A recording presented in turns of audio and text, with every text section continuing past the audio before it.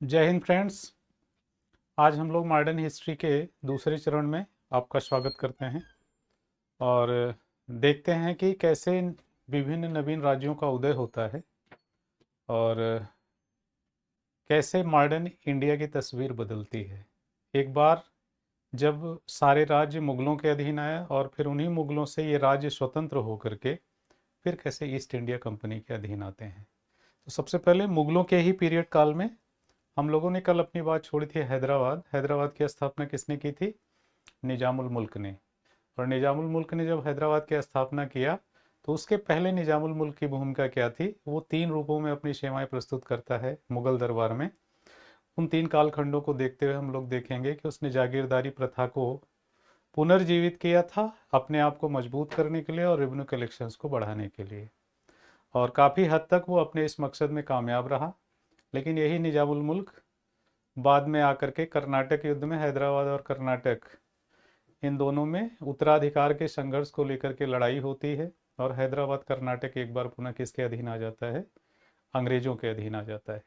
तो सबसे पहले हम लोग निजामुल मुल्क और कर्नाटक की स्थापना किसने की है ये देख लेते हैं। फिर देखेंगे बंगाल में क्या, बंगाल में आने वाले नवाबों की श्रृंखला क्या रही है और कैसे Bengal land of Kubera, land of wealth, कैसे ब्रिटिश ईस्ट इंडिया कंपनी के नियंत्रण में आती है और मुगल प्रशासनिक अधिकारी या मुगल बादशाह की क्या भूमिका रही है, इस पे भी हम लोग एक छोटी सी नज़र डालेंगे। तो सबसे पहले हम लोग देखते हैं कि कैसे हम लोग इस बात को कंप्लीट करेंगे कि हैदराबाद की स्थापना से पूर्व निजामुल मुल्क ने मुगल प्रशासन में अपनी कौन कौन सी भूमिका निभाई थी। आइए देखते हैं निजामुल मुल्क।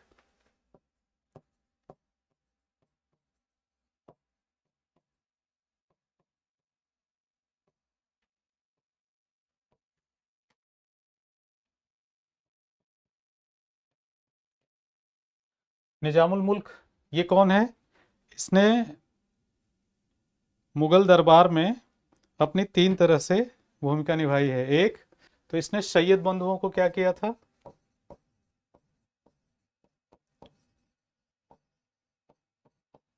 सैयद बंधुओं की भूमिका को समाप्त किया था। और इसने क्या किया था? इसने 1720 से लेकर के 1722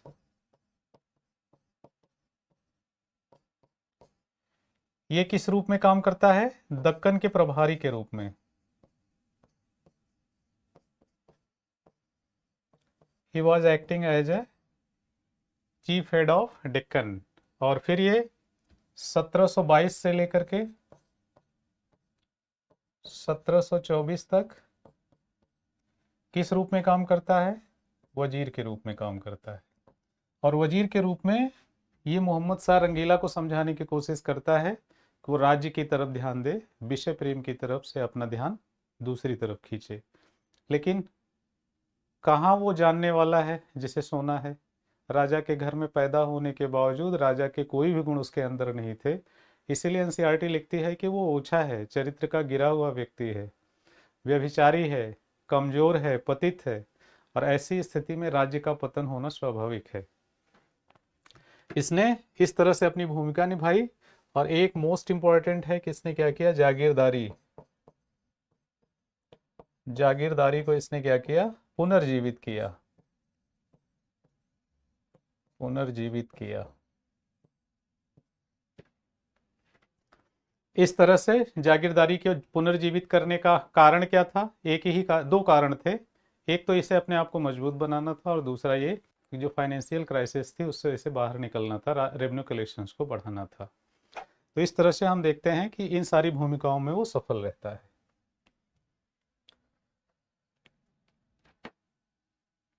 निजामुल मुल्क की जो भी भूमिका है इसको देखने के बाद हम लोग एक फिगर आउट कर लेंगे जिससे ये चीज़ें याद रहे। एक, इसने स्वतंत्र राज्य की स्थापना की। दूसरा, इसने जागीरदारी प्रथा को पुनर्जीवित किया। जागीरदारी प्रथा को पुनर्जीवित किया।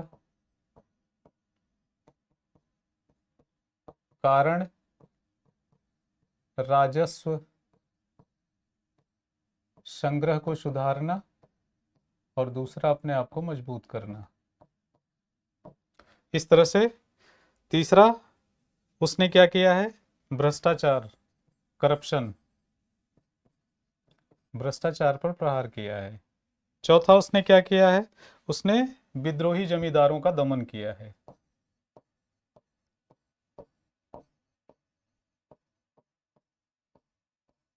जमींदारों का क्या किया है, दमन किया है। इतनी भूमिका के रूप में हम लोग देखेंगे कि एक मजबूत प्रशासनिक अधिकारी के रूप में डेक्कन में एक प्रशासनिक अधिकारी उभरता है, नवाब उभरता है, सूबेदार उभरता है, स्वतंत्र राज्य का संस्थापक उभरता है, जिसका नाम है निजामुल मुल्क।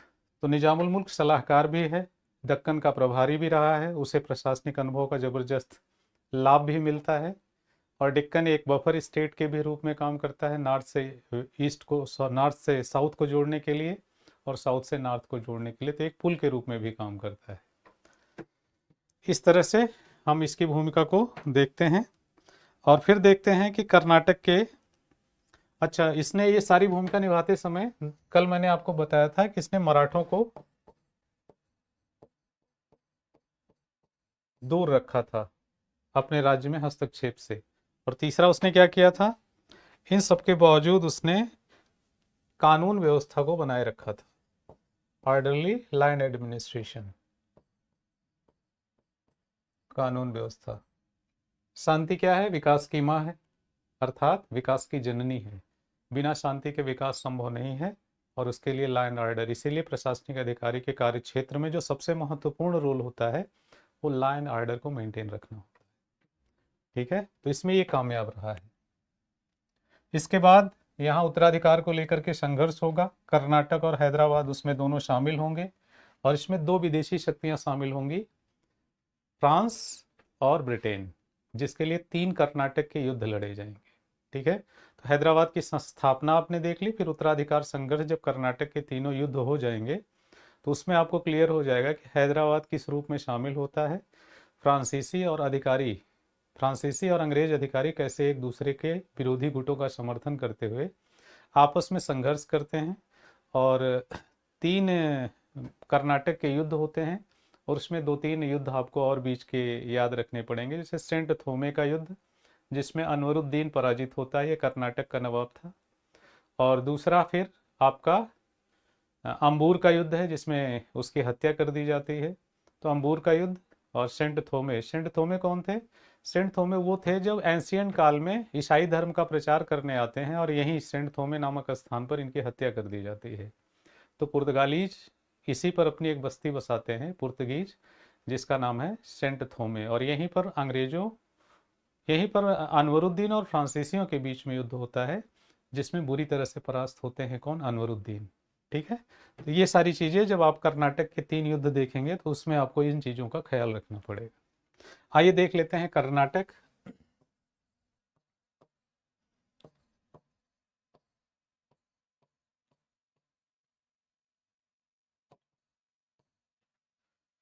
कर्नाटक, कर्नाटक की स्थापना किसने की है, आइए देखते हैं। कर्नाटक की स्थापना किया है सादतुल्ला ने।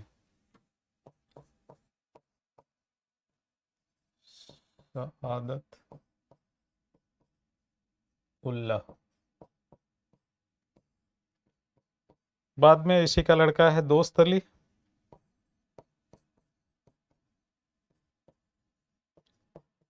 दोस्त अली। और इसी का लड़का है अनवरुद्दीन,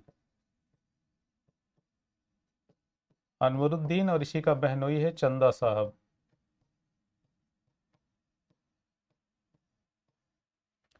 चंदा साहब और अनवरुद्दीन के बीच सत्ता को लेकर के संघर्ष होता है और इस सत्ता के संघर्ष में अंग्रेज अनवरुद्दीन का समर्थन करते हैं और फ्रांसीसी चंदा साहब का समर्थन करते हैं।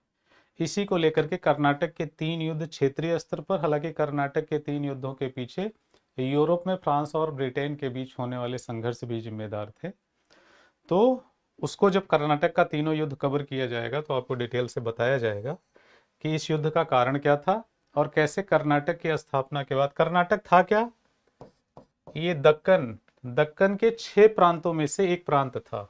डेक्कन के 6 प्रांतों में से एक प्रांत था क्या, कर्नाटक। और इसकी स्थापना किसने की थी, सादतुल्ला ने। ठीक है, बाद में दोस्तली लीड करता है, फिर अनवरुद्दीन। और अनवरुद्दीन के बारे में बस एक बात याद रखिएगा कि अनवरुद्दीन कुल मिलाकर के एक मूर्ख प्रशासनिक अधिकारी था, अयोग्य उत्तराधिकारी था। जब फ्रांसीसियों ने लॉर्ड क्लाइव को गिरफ्तार कर लिया, मद्रास पर अधिकार कर लिया, तब ये लॉर्ड क्लाइव से मिलने उसके जेल में जाता है और कहता है कि मेरे पास 10,000 सैनिक हैं, अगर आप हमारा साथ देने का वादा करें, हमें नवाब स्वीकार करें, तो हम जाकर के फ्रांसीसियों को सबक सिखा सकते हैं। और मात्र 700 की सेना लेकर के पैराडाइज इसे परास्त कर देता है।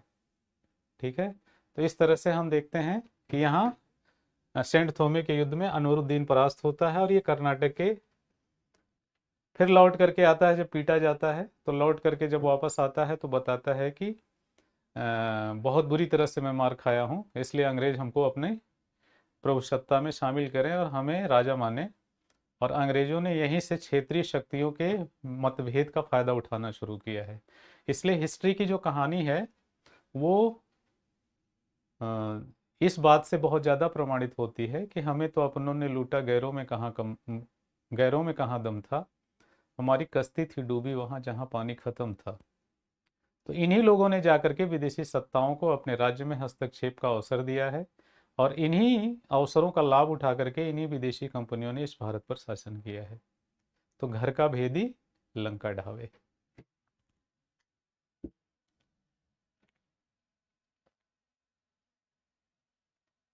कर्नाटक के बाद मोस्ट इंपॉर्टेंट है बंगाल।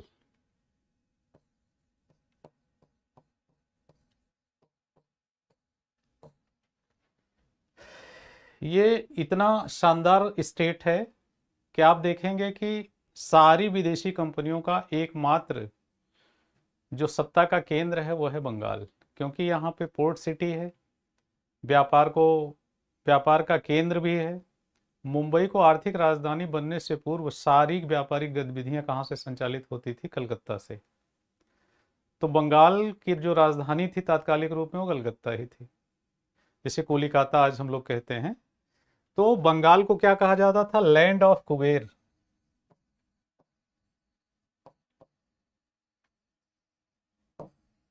और लैंड ऑफ प्रॉस्पेरिटी या लैंड ऑफ वेल्थ।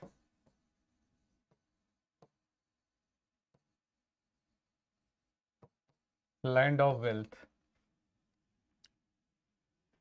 इसे कुबेर की धरती कहा जाता था, इतनी समृद्धि थी कलकत्ता में। और वहां पे शासकों का क्रम क्या है, मुर्शीद कुली खां बंगाल को स्वतंत्र राज्य की स्थापना करता है। मुर्शीद कुली खां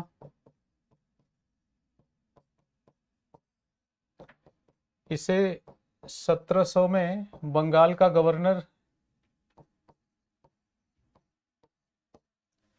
गवर्नर बनाया जाता है या सूबेदार बनाया जाता है। उसके बाद मुर्शीद कुली खां क्या करता है, ये जब बंगाल का गवर्नर बनता है उस समय बंगाल की स्थिति क्या थी, आइए देखते हैं। बंगाल को क्यों लैंड ऑफ कुबेर या लैंड ऑफ वेल्थ कहा जाता है, ये हम लोग पहले देख लेते हैं, फिर उसके बाद देखेंगे कि मुर्शीद कुली खां 1700 में यहाँ गवर्नर बन करके आता है और कैसे फिर सारी परेशानियां बंगाल की बढ़ती चली जाती हैं। जैसे बंगाल क्यों प्रसिद्ध था, एक सबसे बड़ी बात तो ये थी कि बंगाल की समृद्धि का कारण ये था कि ये हस्तशिल्प हैंडीक्राफ्ट उद्योग के लिए बहुत ज़्यादा प्रसिद्ध था। ठीक है, दूसरा, हस्तशिल्प के साथ साथ ये फर्टाइल लैंड थी, उपजाऊ भूमि थी, उपजाऊ भूमि थी। और तीसरा, द लैंड ऑफ कनेक्टिविटी, विश्व के अन्य देशों से इसका संबंध बहुत अच्छा था, अन्य देशों से व्यापार, जैसे बर्मा, थाईलैंड, लाओस, कंबोडिया,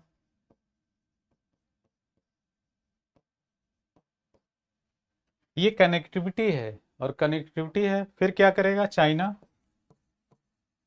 चीन, तो सिल्क, और एक और देश है इंडोनेशिया।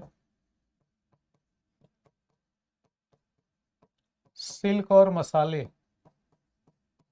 का यहाँ पे क्या होता है, व्यापार होता है। और जब व्यापार होगा तो यहाँ पे क्या आएगी, समृद्धि आएगी। अब इतनी खूबसूरत जमीन को या इतने खूबसूरत राज्य को मुर्शीद कुली खां क्या कर देगा, सॉरी मुर्शीद कुली खां नहीं, फारूक शेर। फारूक शेर 1717 में, फारूक शेर इन 1717 एक सुनहरा फरमान जारी करता है।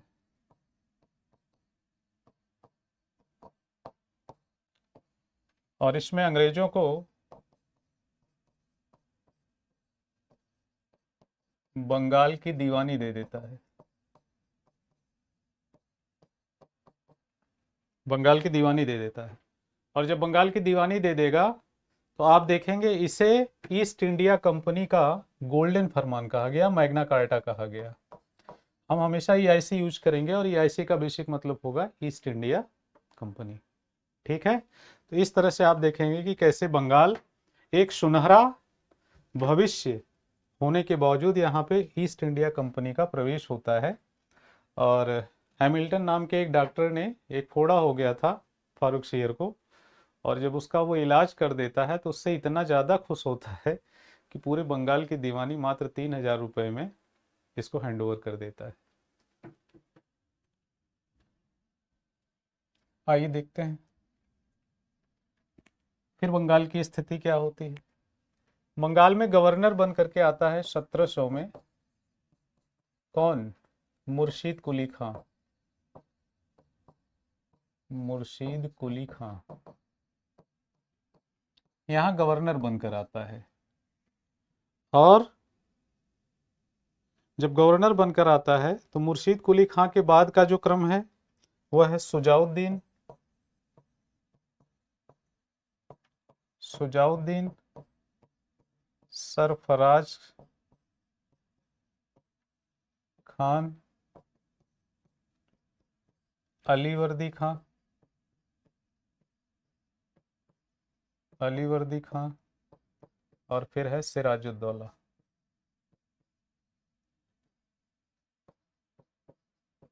सिराजुद्दौला, इसके बाद मीर जाफर, मीर कासिम, फिर मीर जाफर, फिर नजमुद्दौला।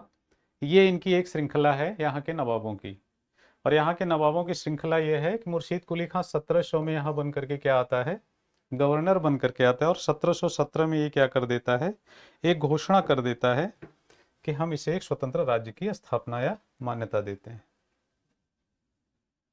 तो इस तरह से बंगाल इन सारे शासकों से शासित होता है और इनकी गलतियों से बाद में गुलाम बनता है।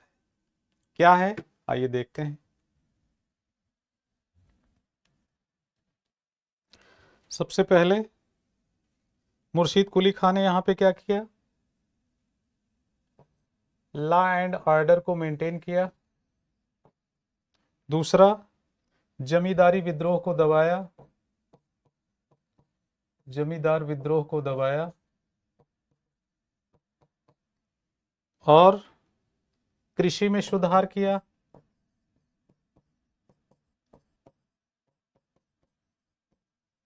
रिफॉर्म इन एग्रीकल्चर, इसने तकाबी ऋण बांटे।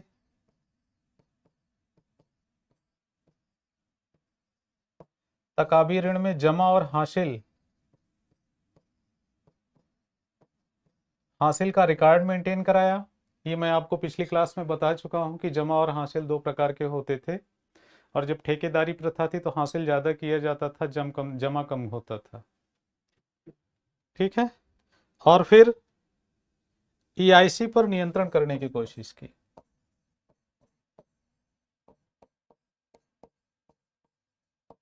नियंत्रण की कोशिश क्या किया, इनसे सीमा शुल्क लिया, कस्टम ड्यूटी लिया। सीमा शुल्क,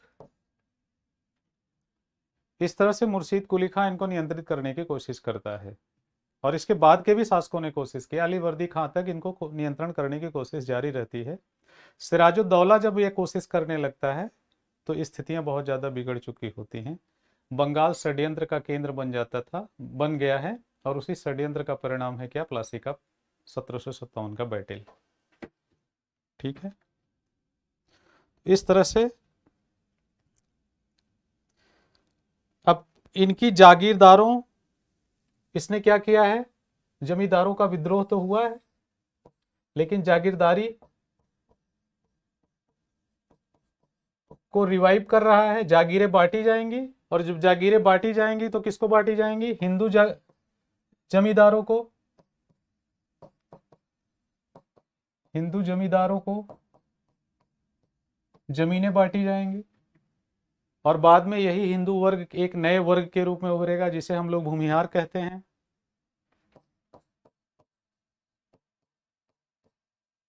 यही हिंदू वर्ग भूमिहार, बाद में इसी को राय कहा जाने लगा, राय साहब। ठीक है, तो इस तरह से इन लोगों ने कोशिश किया सत्ता के केंद्र को हासिल करने के लिए। राजस्व प्रशासन में इसने क्या किया, सुधार किया। राजस्व प्रशासन में सुधार किया, भ्रष्टाचार पर रोक लगाया। कैसे, जमा और हासिल का रिकॉर्ड मेंटेन करा करके। ठीक है, इस तरह से बंगाल में ये कोशिश की गई। ये ऐसे शासक थे जिन्होंने समय को देख करके या समय को समझ करके राज्य को आगे बढ़ाने की कोशिश की, तो इन्हें योग्य शासक माना जाएगा। अभी तक जितने शासकों का नाम लिखा गया है वो योग्य शासक थे, लेकिन इनसे प्रॉब्लम क्या हो गई, प्रॉब्लम ये हो गई कि एक, बंगाल में इन लोगों ने कानून व्यवस्था, लॉ एंड ऑर्डर मेंटेन किया। दूसरा इन्होंने क्या किया, इन्होंने जागीरदारी में नए वर्ग को प्रोत्साहन दिया जिससे राय साहब लोगों का उदय हुआ। विदेशी कंपनियों पर नियंत्रण किया,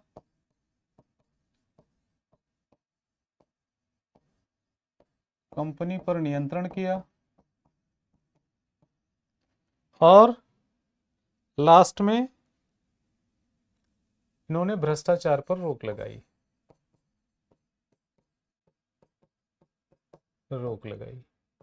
ये क्या है, बंगाल में सुधार। ठीक है, लेकिन इन सबके होने के बावजूद क्या दिक्कत आ गई, इन सबके होने के बावजूद जो दिक्कत आई हम लोग लिखेंगे लेकिन। नंबर 1, विदेशी कंपनियों के वास्तविक स्वरूप को नहीं समझ पाए। विदेशी कंपनी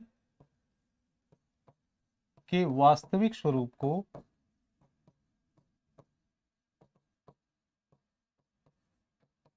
को नहीं समझ पाए। नंबर 2,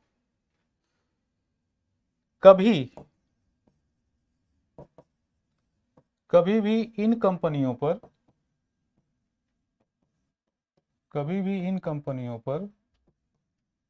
पूरी तरह से नियंत्रण नहीं स्थापित कर पाए, पूरी तरह से नियंत्रण स्थापित करने में सफल नहीं रहे या कोशिश ही नहीं की। इन्होंने कुछ प्रयास किया, जब वो पीछे हट गए तो फिर प्रयास करना छोड़ दिया। तीसरा, इनकी सेना का जो आकार था बहुत छोटा था, छोटी सेना इनको कमजोर बनाती थी। ठीक है, चौथे नंबर पर देख लेते हैं, स्मॉल आर्मी और भ्रष्टाचार को पूरी तरह से समाप्त नहीं कर पाए। ये है बंगाल की प्रॉब्लम्स, ये है चुनौतियां, कमियां, और इनसे जब ये निपट नहीं पाए तो यह समाधान इनके लिए समस्या बनता चला गया। और जब समस्या बनता चला गया तो देखिए क्या करते हैं ये सिराजुद्दौला के कार्यकाल में, दौला के कार्यकाल में प्लासी के युद्ध में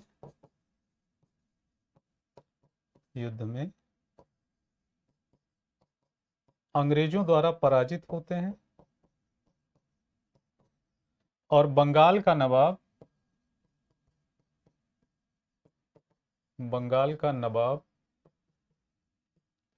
अंग्रेजों के हाथ की कठपुतली बन जाता है। ठीक है, हम अभी सिर्फ ये स्वरूप समझाने की आपको कोशिश कर रहे हैं कि कैसे ये सारे राज्य मुगल सत्ता से बाहर निकल रहे हैं और बाहर निकलने के बाद फिर अंग्रेजी जाल में फंस जा रहे हैं।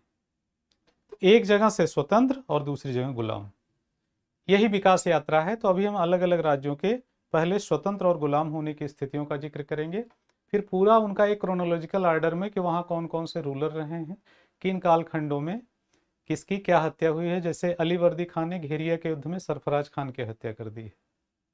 ठीक है, तो कभी कभी क्षेत्रीय स्तर पर छोटी परीक्षाओं में ये सारे प्रश्न भी पूछे जाते हैं, तो इसको भी आपको ख्याल में रखना है। इसका हम अलग से डिटेल करेंगे। अब आइए देखते हैं अवध।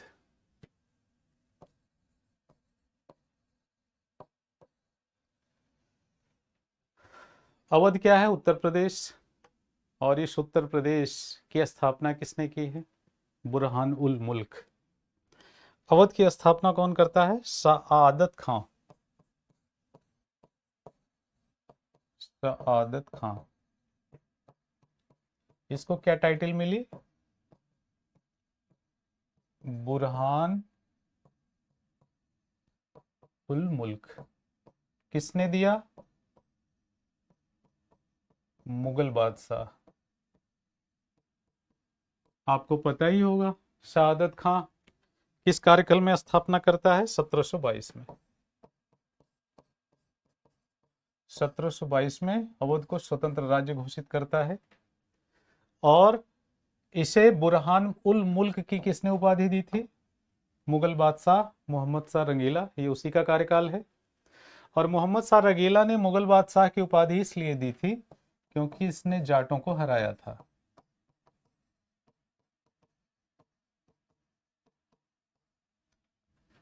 तो अगर ये बुरहान मुल्क की उपाधि आपसे पूछी जाए तो आप जान लीजिएगा सआदत खां अवध राज्य की स्वतंत्र स्थापना करने वाला पहला मुगल नवाब, पहला मुस्लिम नवाब था। और इस सआदत खां ने किया क्या था, आइए देख लेते हैं।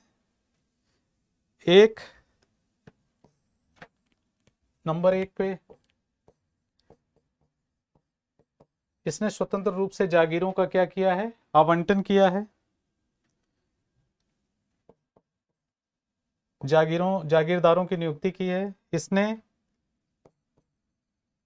लैंड रेवेन्यू के कलेक्शन में सुधार किया है। तीसरा, इसने सेना में सुधार किया है। चौथा, कानून व्यवस्था में सुधार किया है। Law and order, army, land revenue और जागीर, इन चार चीजें, यही चार चीजें क्या थी? सत्ता के केंद्र में थी और इसमें सुधार की आवश्यकता थी। और इसको सुधारता कौन है? सआदत खां या बुरहान उल मुल्क।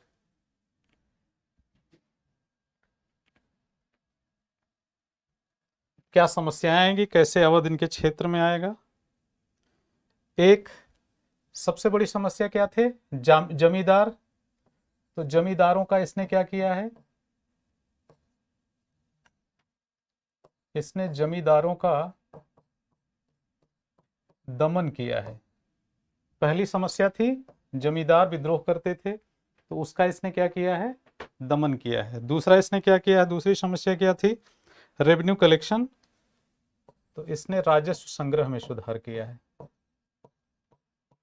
राजस्व संग्रह में सुधार किया है।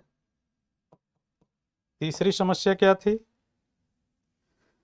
तीसरी समस्या ये थी कि भेदभाव बहुत होते थे।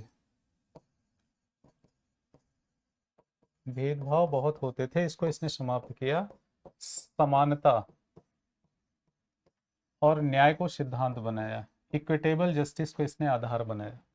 सादत खां को इसलिए भी जाना जाता है कि वो अपने सामाजिक न्याय के लिए प्रसिद्ध था अवध के क्षेत्र में। ठीक है, इसने भेदभाव के बगैर जागीरों का आवंटन किया। अगला देखते हैं।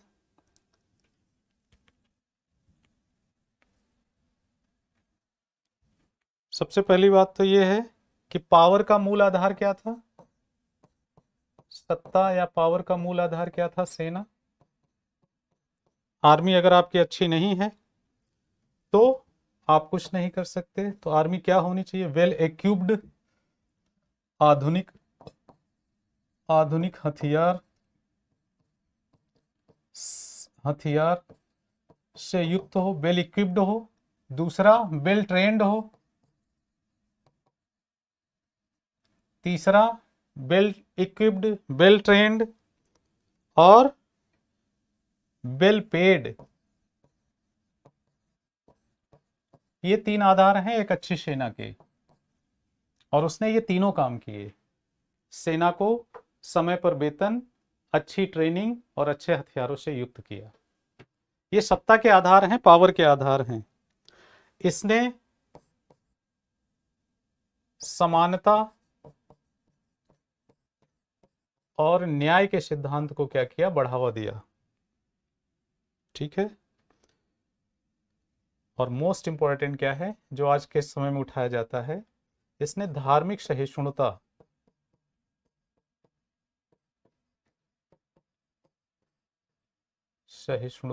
को बढ़ावा दिया। ही इनकरेज्ड रिलीजियस टॉलरेंस। सभी धर्मों को आप महत्व दीजिएगा, तभी यूनिटी इन डाइवर्सिटी होगी, और यूनिटी इन डाइवर्सिटी तभी होगी जब सब में समानता होगा, सबका साथ, सबका विश्वास, सबका विकास। ठीक है, तो धार्मिक सहिष्णुता ये। तो ये सारे प्रश्न आपसे सादत खां के बारे में पूछे जा सकते हैं।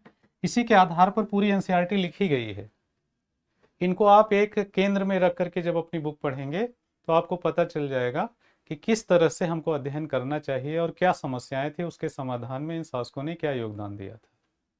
तो यहाँ पे किताबें आपसे बात करने लगेंगी।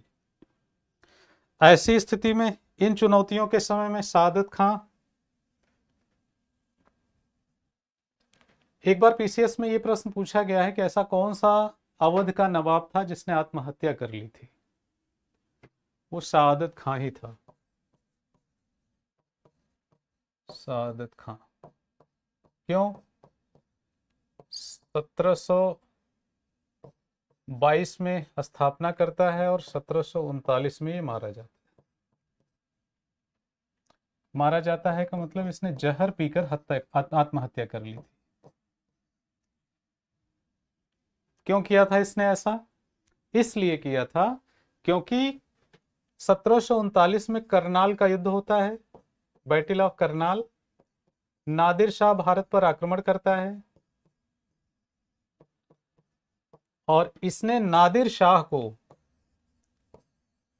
20 करोड़ रुपए देने का वादा किया था, लेकिन ये पैसा ये इकट्ठा नहीं कर पाया। और जब इसको ये पता चला कि नादिर शाह हमारी हत्या कर देगा, तो रात में स्वयं जहर पी करके आत्महत्या कर लेता है। इसी को कहते हैं भय। ऑनर किलिंग हमारे समाज की एक समस्या है ना, कि लोग क्या कहेंगे।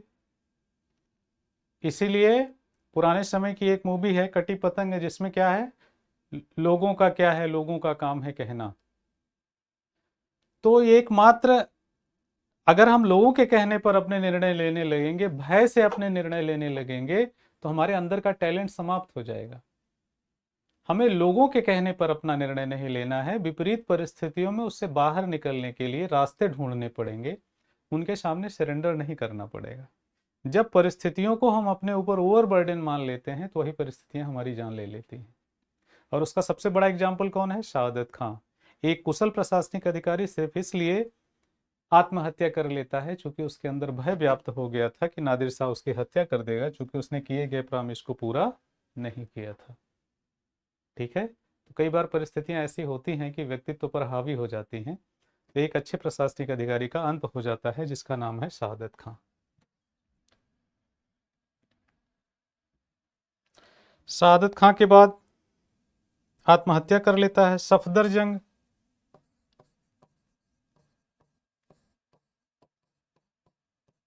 सफदरजंग शासक बनता है 1739, 1739। अब सफदरजंग का जान लीजिए क्या स्थिति है। राजा तो मुगल राजा क्या है, बादशाह। राजा पागल है, मूर्ख है, मोहम्मद शाह रंगीला, मूर्ख। राजा की स्थिति में क्या है, गिरावट।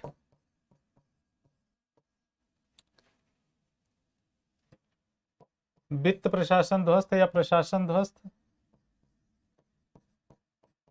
प्रशासन ध्वस्त। चौथा, वित्त समाप्त। वित्त आपका क्या है, समाप्त हो गया है, पैसा है ही नहीं। ये चुनौतियां हैं, दीज आर द चैलेंजेज। केंद्रीय सत्ता, राजा मूर्ख बैठा हुआ है, उसके स्टेटस में गिरावट है, प्रशासन ध्वस्त है, वित्त है ही नहीं। ऐसी स्थिति में अवध की गद्दी पर कौन बैठता है, अवध की गद्दी पर बैठता है सफदरजंग। लेकिन ये एक महान शासक था, इसने सुधार की कोशिश की। क्या किया, यही आइए देखते हैं। 1739 में ये गद्दी पर बैठता है और उसके सामने ये सारी स्थितियां हैं।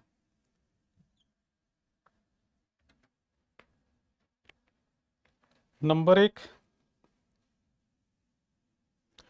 जमींदार विद्रोह को दबाता है।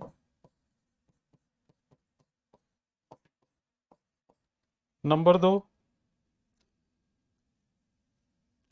जागीरदारों के प्रति, दारों के प्रति दमन व मेल मिलाप, मेल मिलाप की नीति अपनाता है।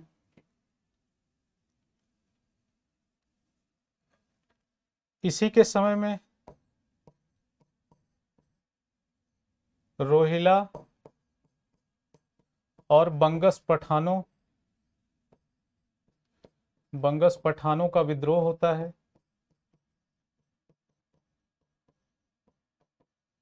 रोहेलखंड में रोहिला और बरेली साइड में आपके कौन, कुमायूं साइड में कौन है, बंगस पठान। तो रोहिला और बंगस पठान इसके कार्यकाल में विद्रोह करते हैं, जिनका ये दमन करने की कोशिश करता है। ये इसके सामने चुनौतियां हैं। और दिल्ली का हालत क्या है, राजा की हालत, वो कठपुतली है।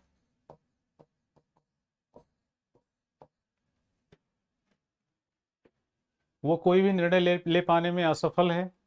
ठीक है, ये सारी चुनौतियां हैं उसके सामने। राज्य में अराजकता है, ये सारी समस्याएं हैं। बाहरी आक्रमण का खतरा है।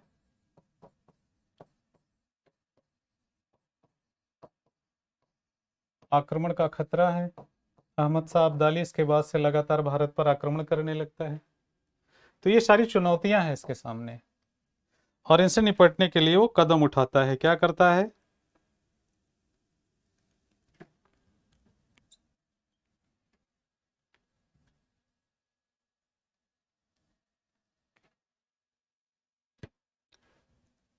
मराठा भी इसके लिए क्या थे, चुनौती थे। 1737 में कौन है शासक मराठाओं का, याद रखिएगा। 1737 में बाजीराव दिल्ली पर आक्रमण करता है, और उस समय शासक कौन है, सादत खां। ठीक है, और सादत खां याद रखिएगा, ये मुगल दरबार में वजीर के रूप में भी काम किया है।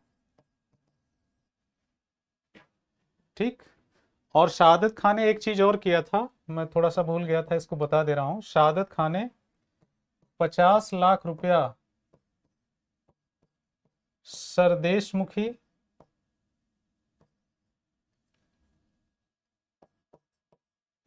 सरदेशमुखी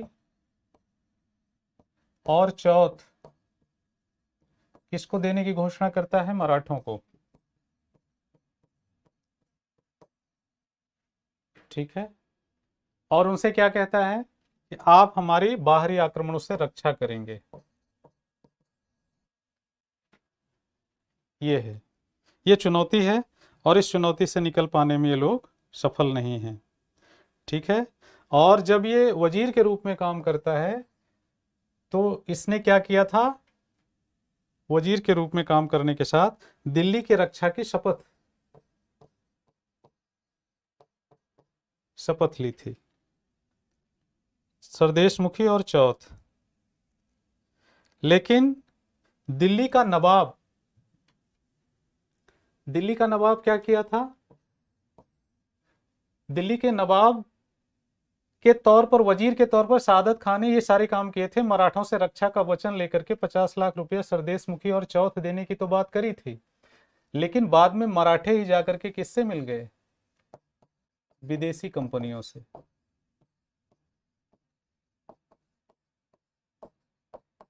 कंपनियों से मिल जाते हैं, शत्रु पक्ष से समझौता कर लेते हैं। जिनसे रक्षा का हमने वचन लिया था वही हम अपनी बातों से क्या हो गए? मुकर गए। ये भी एक चुनौती है।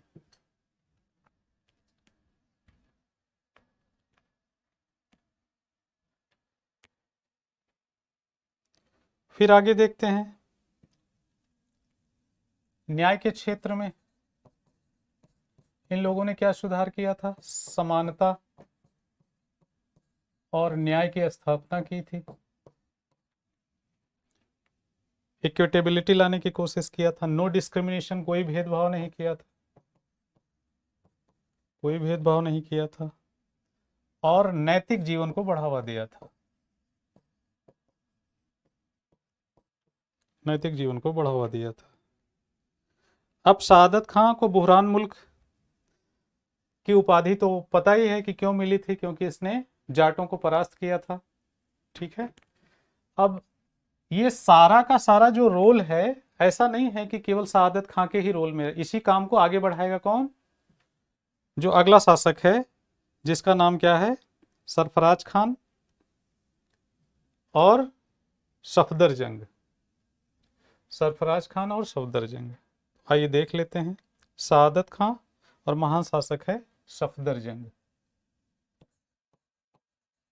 सफदरजंग अगला शासक है, इसी को महान शासक बोला गया है। क्यों?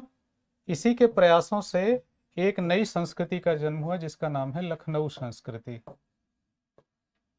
यह है अदा, अदब, साहित्य,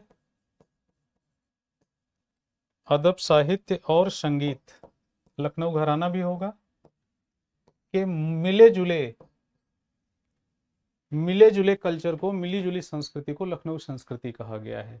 यहाँ का पहनावा, यहाँ की तहजीब, यहाँ की बोलचाल एक नवीन संस्कृति को पहले आप को जन्म देते हैं, और उसका श्रेय किसको जाता है? सफदरजंग को। इस तरह से अवध धीरे धीरे करके कुशासन का आरोप लगा करके, यहाँ पे आपको पता है कि बेगम हजरत महल, उनका एक नाबालिग लड़का था विरजिस खादिर, उसके कार्यकाल में डलहौजी ने हड़प नीति के तहत कुशासन का आरोप लगा करके अवध को क्या कर लेता है?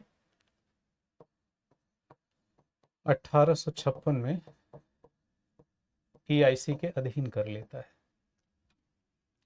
हम अगर संक्षेप में कहें कि हमने इस अवध के उभार और पतन की जो कहानी उकेरी है, उसके पीछे में अंतिम कौन नवाब था? वाजिद अली शाह। अब वाजिद अली शाह की स्थिति यह है कि वो 12-12, 13-13 घंटे कथक नृत्य किया करता था। राधा और कृष्ण के स्वरूप में क्या करता था? राधा बन करके नाचा करता था। 12-12, 13-13 घंटे क्या कर रहा है? अभ्यास कर रहा है, कथक का अभ्यास कर रहा है। तो वो कब शासन करेगा? वाजिद अली शाह यहाँ का अंतिम नवाब है, और वो संगीत में उसकी ज्यादा रुचि है। तो यूपी पीसीएस में ये प्रश्न पूछा गया है कि ऐसा कौन सा नवाब है जो राधा के रूप में नृत्य किया करता था? तो उसका नाम क्या है? वाजिद अली शाह। ठीक है, तो यहाँ आकर के 1856 में मॉल एडमिनिस्ट्रेशन का आरोप लगा करके अवध को ईस्ट इंडिया कंपनी अपने अधीन कर लेती है। अब अगला शासक है मैसूर।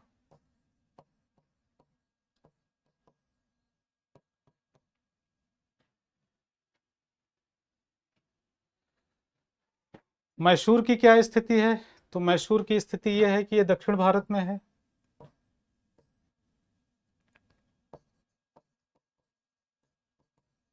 यह है मैसूर। मैसूर अगर दक्षिण भारत में है तो दक्षिण भारत का सबसे समृद्ध राज्य भी है। कारण क्या है, जान लेते हैं। एक, इसकी समृद्धि का राज क्या था? चंदन के जंगल, सैंडल फॉरेस्ट, और मसालों का केंद्र, जिसके कारण यूरोपीय कंपनियों का इस पे क्या था, नजर थी। दूसरा क्या है? उपजाऊ भूमि, फर्टाइल लैंड। तीसरा, हस्तशिल्प, हैंडीक्राफ्ट। चौथा, बंदरगाही नगर, पोर्टलैंड। यह है मैसूर की स्थिति। मैसूर भारत का एक ऐसा राज्य था जो रिच होने के साथ साथ योग्य प्रशासकों द्वारा संचालित हो रहा था।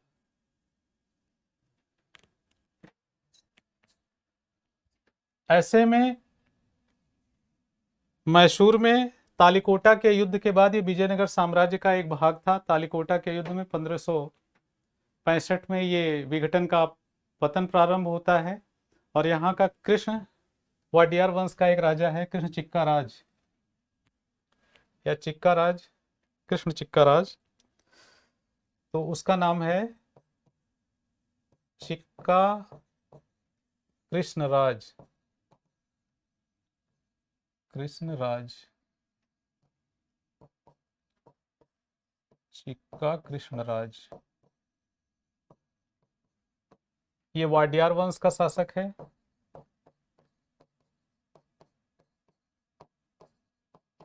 नंजराज और देवराज दोनों भाई हैं। ये इनके प्रधानमंत्री के रूप में काम करते हैं और इन्हीं नंजराज और देवराज की हत्या करके 1761 में हैदर अली मैसूर का शासक बन जाता है। यह है पूरी कहानी हैदर अली। हैदर अली के बारे में जान लें।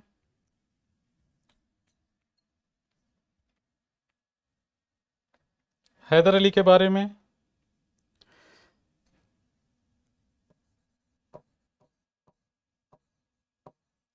हैदर अली,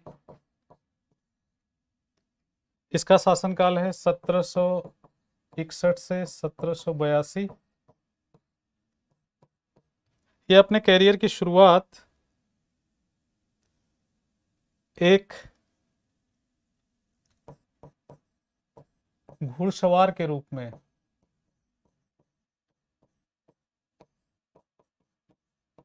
नंजराज के अधीन करता है और बाद में ये इसका विश्वास पात्र हो जाता है और 1755 में डिंडीगुल में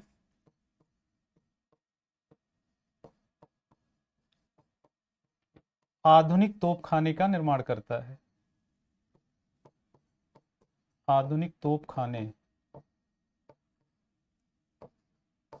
का निर्माण करता है। मॉडर्न कैनलरी का क्या करता है, स्थापना करता है। इस तरह से ये आधुनिक तोपखाने का निर्माण करता है। डिंडीगुल में पूछा गया कि आधुनिक तोपखाने का निर्माण किसने किया है, तो हैदर अली ने किया है।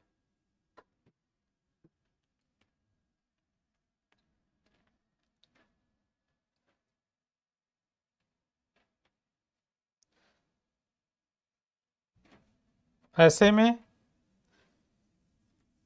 हमने बताया है कि जब राजा कमजोर होता है तो क्षेत्रीय सामंत मजबूत हो जाते हैं, और जब क्षेत्रीय सामंत मजबूत हो जाते हैं तो वो सत्ता के केंद्र में आ जाते हैं। यही निंजराज और देवराज की हत्या करके मैंने बताया कि कौन शासक बनता है, हैदर अली शासक बनता है। तो हैदर अली के शासक बनने का कारण क्या था? सबसे बड़ी बात तो ये कि इसका 1721 में जन्म होता है, पहला। दूसरा, यह एक अनपढ़ व्यक्ति है जो एक घुड़सवार के रूप में अपने करियर का विकास करता है। इसके समय में सबसे बड़ी बात तो यह है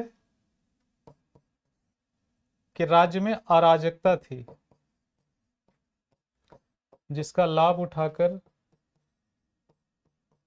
यह गद्दी पर बैठता है। इसने किया क्या है, आइए देख लेते हैं इसके शासन करने का क्रम क्या है। इसने जो शासन किया है, नंबर एक,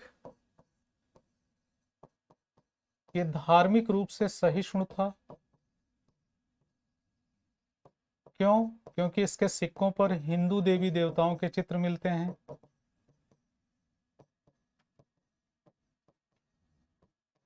हिंदू देवी देवताओं के चित्र मिलते हैं। और मैंने बताया है कि 1755 में डिंडीगुल में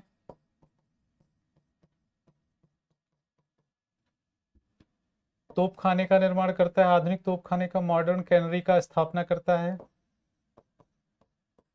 आधुनिक तोपखाने का निर्माण करता है।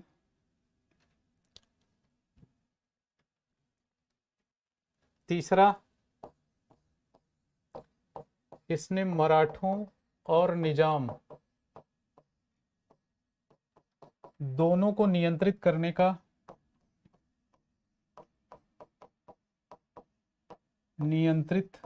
रखता है।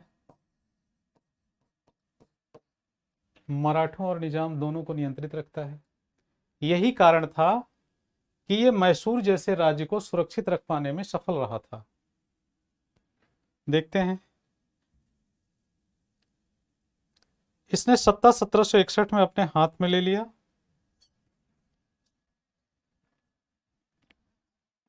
और जब सत्ता के केंद्र में 1761 में ये ले लेता है तो दो चीजें करता है। नंबर एक, अपने राज्य में शांति की स्थापना करता है, और दूसरा, विकास को बढ़ावा देता है।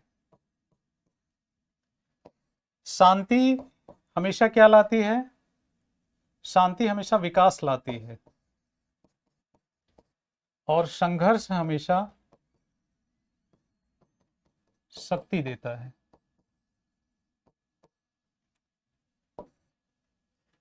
Peace is the mother of development and struggle is the mother of power.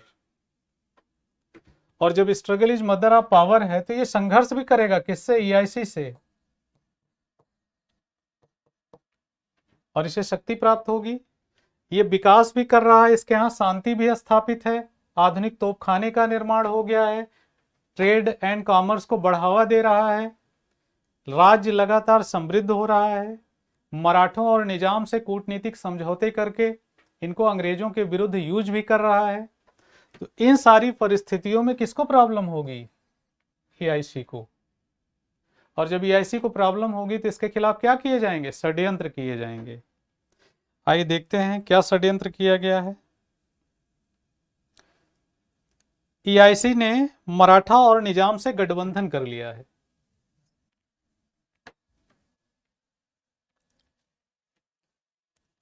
मुझे पता है कि इतिहास के इस कालखंड में चीजें तब तक समझ में नहीं आएंगी जब तक आपको मॉडर्न जिन चीजों को आप अखबारों में पढ़ते हैं, न्यूज में पढ़ते हैं, उससे जोड़ करके न देखा जाए।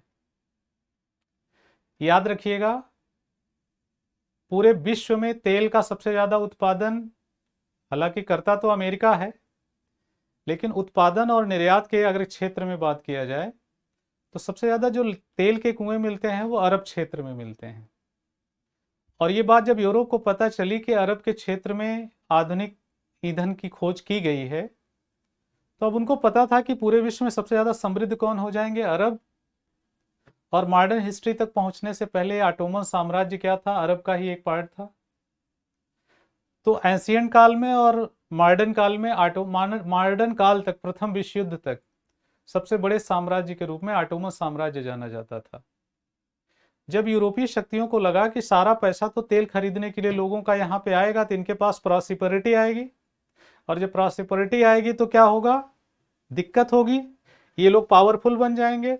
इसलिए यूरोपीय शक्तियों ने क्या किया, अशांति पैदा की। कैसे,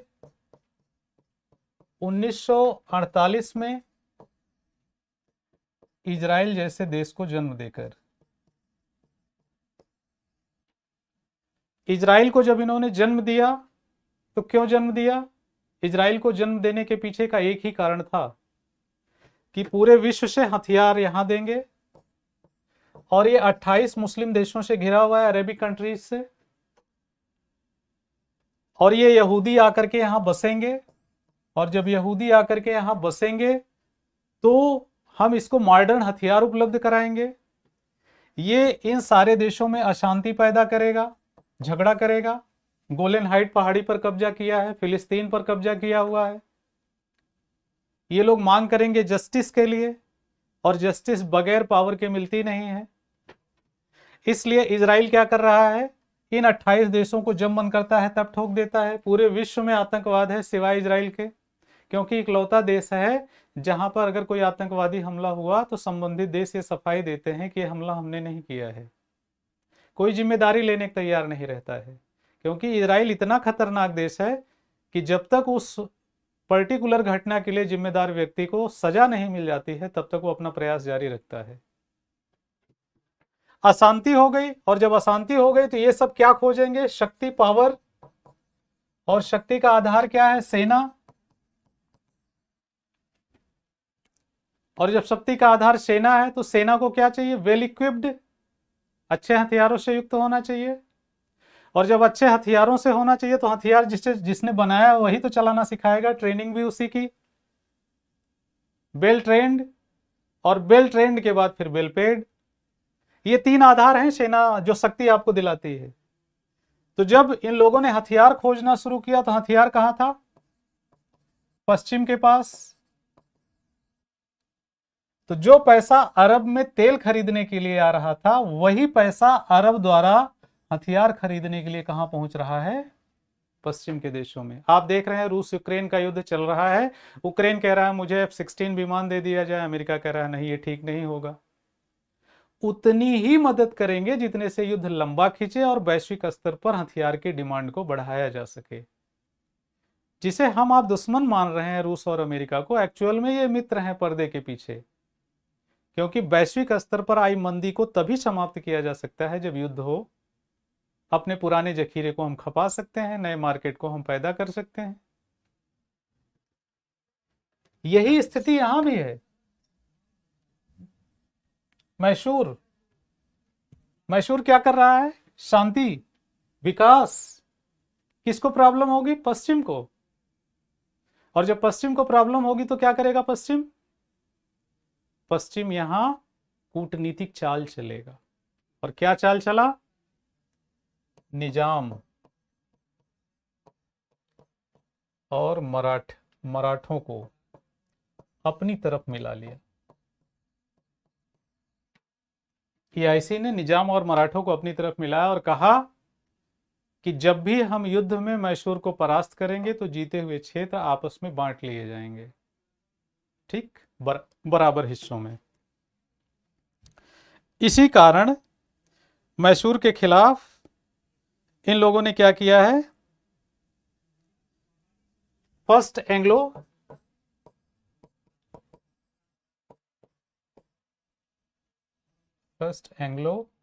मैसूर वार, फर्स्ट एंग्लो मैसूर वार, प्रथम आंग्ल मराठा युद्ध।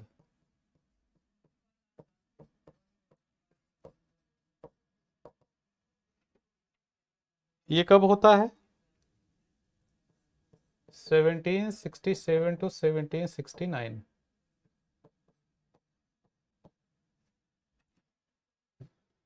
जो राज्य विकास कर रहा था, तरक्की कर रहा था, उसी राज्य में आप देखेंगे संघर्ष शुरू हो गया। जिन मराठों और निजामों को मैसूर नियंत्रित करके चल रहा था, उन्हीं को इसके खिलाफ भड़काया गया, समझौता कर लिया गया। ईआईसी ने निजाम और मराठों के बीच समझौता किया और इन्हें प्रथम आंग्ल मराठा युद्ध में क्या किया? झोंक दिया गया। और जब झोंक दिया गया तो हैदर अली भी बहुत कूटनीतिक व्यक्ति था। इसने भी निजाम और मराठों को अपने पक्ष में मिला लिया। और जब निजाम और मराठों को अपने पक्ष में मिलाया तो इस युद्ध में ईआईसी को बुरी तरह से पीटा गया। प्रथम एंग्लो मैसूर में ईआईसी को अपमानजनक संधि करनी पड़ी, अपमानजनक संधि करनी पड़ी। Humiliating treaty were made with EIC. EIC के साथ इन लोगों ने क्या किया? अपमानजनक संधि की। और इसमें क्या हुआ? एक संदेश भेजा गया, किसको? यूरोपीय कंपनियों को, कि हैदर अली न केवल कूटनीतिक रूप से बहुत सफल व्यक्ति है, बल्कि वो विदेशी कंपनियों को लेकर के बहुत ज्यादा नृशंस है, बहुत ज्यादा क्रूर है, बहुत ज्यादा लेथल है। उसने एक साफ मैसेज दे दिया कि अगर कभी भी मैसूर की तरफ देखोगे तो तुम्हारे साथ बर्ताव बहुत भयावह होगा। इसका परिणाम क्या था? 1769 में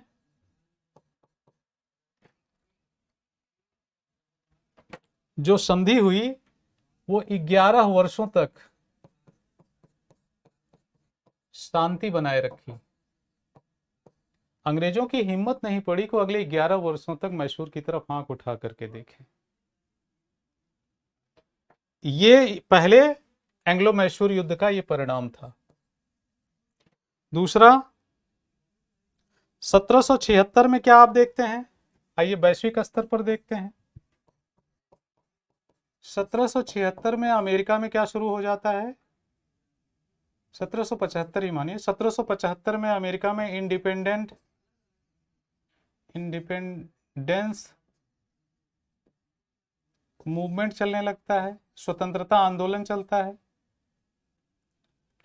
इंडिपेंडेंट मूवमेंट जो चलने लगता है अमेरिका में, इंडिपेंडेंस मूवमेंट को लेकर के अमेरिका में क्या चल रहा है? एक दबाव चल रहा है।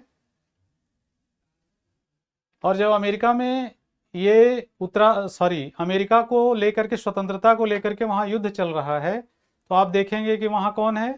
कार्नवालिस मैसेज भेजेगा भारत में भी आप लोग, क्योंकि फ्रांस और ब्रिटेन वहां भी क्या है? आमने सामने है। तो यहां भी क्या करेंगे? यहां भी ये मैसूर पर नियंत्रण करने के लिए अब साजिश चलना शुरू कर देंगे। क्यों? क्योंकि उन्हें अब भारतीय उपनिवेश पर पूरी तरह से कब्जा करना है।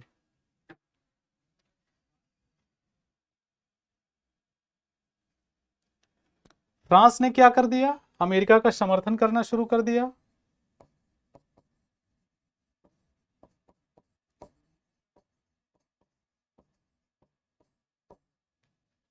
क्यों? अगर क्षेत्रीय स्तर पर भी बात किया जाए तो वांडीवास के युद्ध में कौन पराजित हो जाता है? फ्रांस, ब्रिटेन से। तो निर्णायक रूप से फ्रांस से हार गया है। ऐसे में वो क्या चाहेगा? ब्रिटेन यहां कमजोर हो, तो फ्रांस ने अमेरिका का साथ देना शुरू किया यूरोप में। और जब यूरोप में साथ देना शुरू किया तो उसका परिणाम क्या रहा? पांडिचेरी के माहे क्षेत्र पर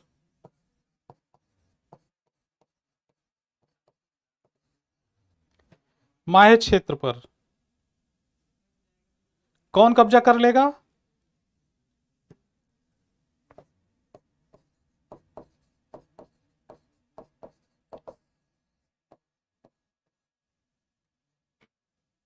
(1780) में माहे बंदरगाह पर कब्जा कर लेगा। और कौन कब्जा कर लेगा? माहे क्षेत्र पर फ्रांस का कब्जा,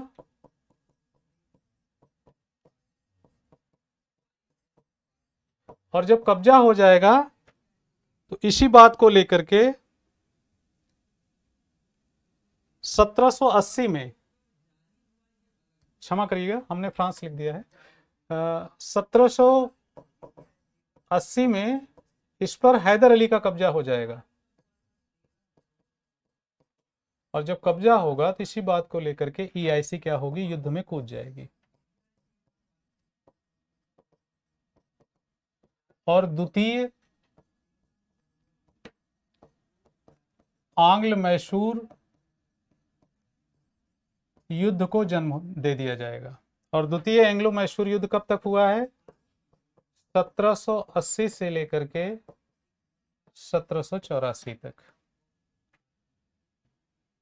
1782 1784।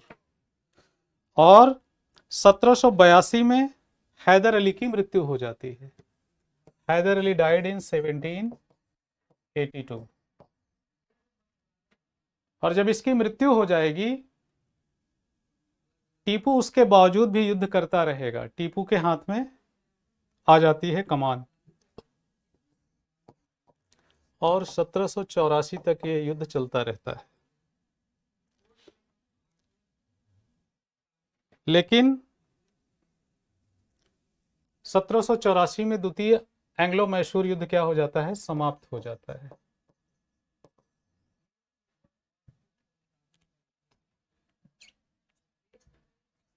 और अंग्रेज यहां निर्णायक पोजीशन में है, क्योंकि लंबे समय तक यहां पे अंग्रेज और मैसूर दोनों युद्ध करने की स्थिति में नहीं थे। ऐसे में एक संधि हो जाती है 1784 में, और इस संधि के अनुसार टीपू सुल्तान और अंग्रेजों के बीच युद्ध विराम हो जाता है। लेकिन टीपू सुल्तान अब क्या करता है, बहुत सारी चेंजेस करता है अपनी आर्मी में। और वो ऐसा व्यक्ति था जिसने बहुत सारे चीजों को जन्म दिया है। और किन चीजों को जन्म दिया है, यही हमारे आपके जानने का विषय है। तो टीपू कब गद्दी पर बैठता है, टीपू सुल्तान,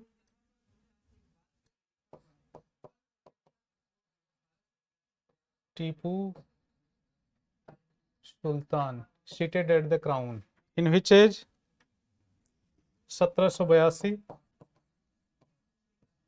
से 1799। अब टीपू के बारे में हम लोग जान लें। इसे संत और राक्षस दोनों कहा जाता है, सेंटली मॉन्स्टर।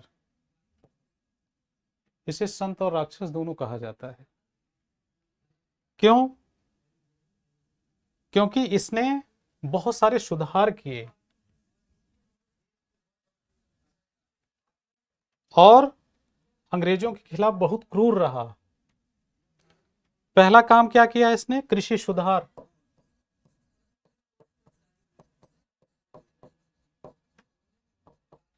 कृषि सुधार, इसने जागीरदारी प्रथा को खत्म कर दिया। और आमिल नाम के अधिकारी से पूरा राजस्व प्रशासन चलता था। अब सीधे किसानों से टैक्स वसूला जा रहा था। लैंड रेवेन्यू में उसने जागीरदारी प्रथा को क्या कर दिया, समाप्त कर दिया। कई बार परीक्षा में पूछा गया है। किसानों की आय इससे क्या हो गई, बढ़ गई। किसानों की आय बढ़ गई।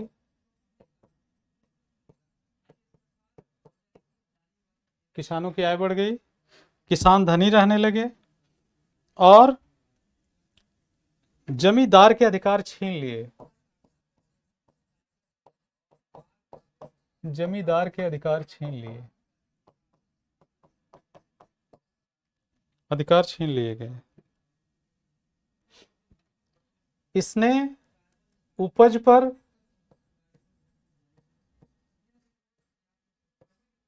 अतिरिक्त कर लगाया, एक्स्ट्रा लेवी। उपज पर अतिरिक्त कर लगाया, एक्स्ट्रा लेवी की इसने। सरचार्ज जिसे आज के रूप में हम लोग कहते हैं। फिर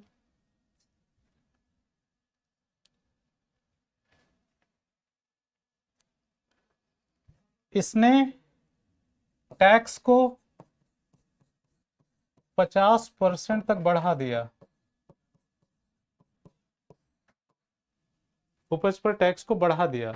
जागीरदारी प्रथा खत्म तो की, लेकिन टैक्स की दर में इसने क्या कर दिया, बढ़ोतरी कर दी, जिससे राज्य को अधिकतम क्या हो सके, फायदा हो सके। इससे क्या हुआ, किसान और राज्य दोनों को फायदा हुआ, दोनों को फायदा हुआ। आप लोग ये सोच रहे होंगे कि बड़ी अजीब स्थिति है कि टैक्स के दर में बढ़ोतरी होने के बावजूद कैसे दोनों में वृद्धि हुई। आप जीएसटी से परिचित होंगे। अगर जीएसटी के दायरे में उसके मैक्सिमम प्रोसीजर को फॉलो किया जाए, जो उसका अधिकतम रेट है, अगर उसके अधीन हम पेट्रोल और डीजल को ला दें, तो आप देखेंगे कि पेट्रोल और डीजल हमारे आपके लिए कम से कम 25 से 30 रुपए सस्ता हो जाएगा। क्यों? क्योंकि इस पर राज्य सरकारें, आप देखें हिमाचल प्रदेश में कांग्रेस की सरकार बनी, और सरकार बनते ही चूंकि पेट्रोल और डीजल जीएसटी के दायरे में नहीं आता है, इसलिए उस पर वैट की दरें बढ़ा दी गई। तो पेट्रोल और डीजल दोनों 3-3 रुपए महंगे हो गए, और सरकार बनने के मात्र 5 दिन के अंदर ये सारे फैसले ले लिए गए। दोनों को फायदा हुआ। इससे क्या होगा, जॉन सोर एक अंग्रेज अधिकारी है, वो कह रहा है, वो टिप्पणी कर रहा है कि मैसूर के किसानों की स्थिति ब्रिटिश भारत के अन्य राज्यों के किसानों की तुलना में ज्यादा बेहतर थी। मैसूर पीजेंट्स कंडीशंस वर more better than other any British provinces peasants. किसी अन्य राज्यों के जो किसान हैं उनकी तुलना में मैसूर के किसानों की स्थिति ज्यादा बेहतर है। ये कौन कह रहा है? जॉन सोर, एक ब्रिटिश अधिकारी है। और व्यापार और वाणिज्य को इसने क्या किया है? प्रोत्साहन दिया है।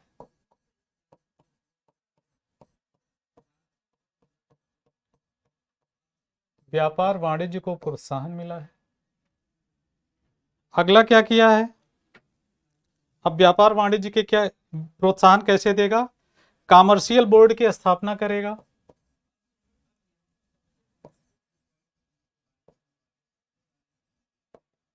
कॉमर्शियल बोर्ड की स्थापना की जाएगी। और जब कॉमर्शियल बोर्ड की स्थापना हो जाएगी तो यहां से क्या क्या निर्यात होंगे, देख लीजिए। काली मिर्च, ब्लैक पेपर। अगला काली मिर्च का व्यापार होगा। चंदन, सैंडलवुड्स का व्यापार होगा। सुपारी,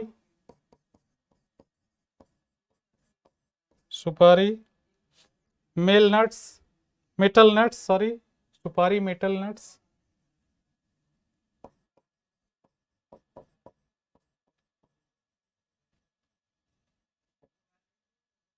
मेटल नट्स, इसकी भी क्या होगा? एक्सपोर्ट किया जाएगा।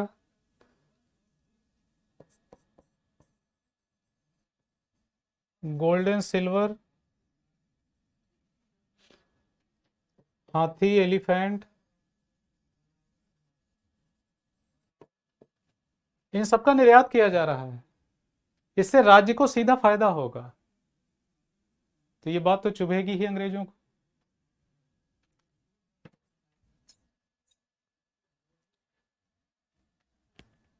और जब अंग्रेजों को ये बात चुभेगी, अंग्रेज चाहेंगे कि वो लंबे समय तक शासन करे। न केवल उसने कॉमर्शियल बोर्ड द्वारा बाहरी निर्यात को बढ़ावा दिया, बल्कि इंटरनल ट्रेड को भी बढ़ावा दिया, आंतरिक व्यापार को भी बढ़ावा दिया। आंतरिक व्यापार को भी बढ़ावा दिया, इंटरनल ट्रेड भी बढ़ाया उसने। और जब इंटरनल ट्रेड बढ़ाया तो इससे भी साम्राज्य क्या हुआ,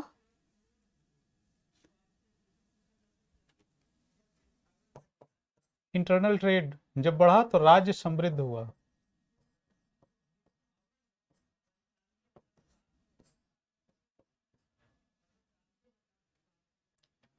आधुनिक समय में हम लीबिया के शासक गद्दाफी का अंत जानते हैं। क्यों? क्योंकि गद्दाफी जानता था कि वो किन शर्तों पर सोना देकर के तेल खरीद रहा था। कह रहा था कि आप हमको जो भी हमसे तेल लेना चाहें लें। और कहा गद्दाफी कहां का शासक था? लीबिया का। गद्दाफी लीबिया का तानाशाह था। हालांकि अपने व्यक्तिगत चरित्र के लिए बहुत अच्छे रूप में नहीं जाना जाता, लेकिन मीडिया हमेशा परसेप्शन बनाती बिगाड़ती भी है।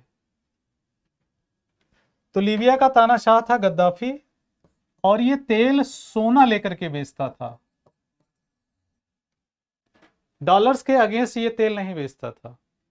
इसने कहा अगर आपको हमसे तेल खरीदना है तो मुझे स्वर्ण दीजिए, उसके बदले हम आपको तेल देंगे। इस बात से परेशानी किसको होगी? अमेरिका को। क्या कमजोर हो जाएगा? डॉलर। पूरे विश्व में व्यापार किस मुद्रा में किया जाता है? डॉलर्स में।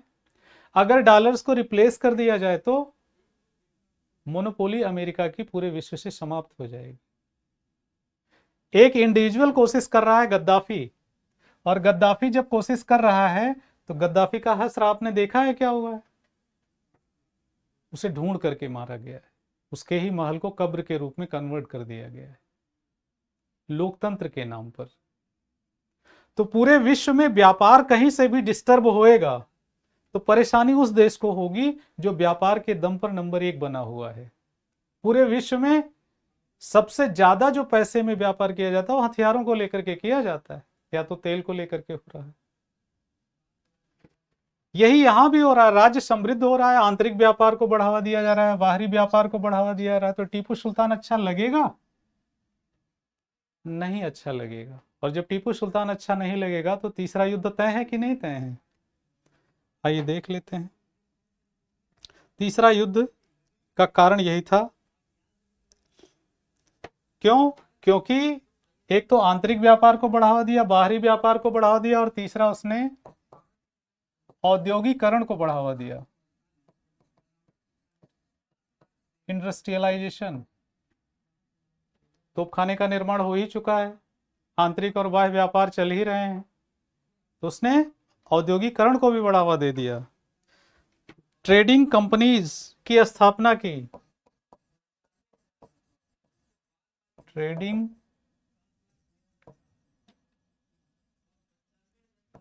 कंपनीज की इसने क्या किया? स्थापना किया। ये कर क्या रही हैं? Burma, France, Turkey, Afghanistan, Burma, Turkey, Afghanistan, France, इनके साथ व्यापार कर रही हैं। यह बात भी ब्रिटेन को चुभेगी।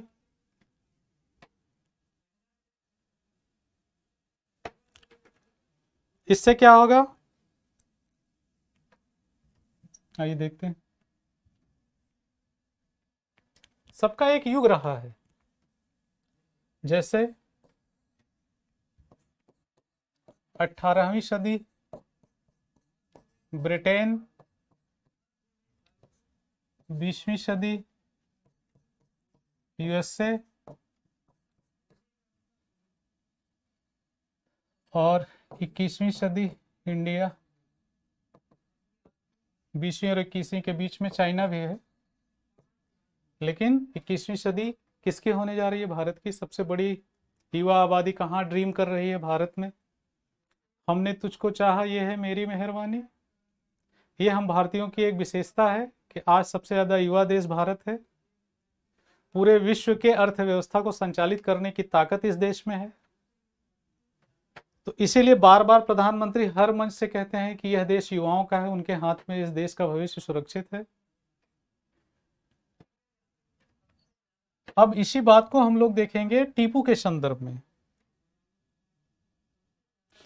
टीपू सुल्तान ने जो आर्थिक सुधार किए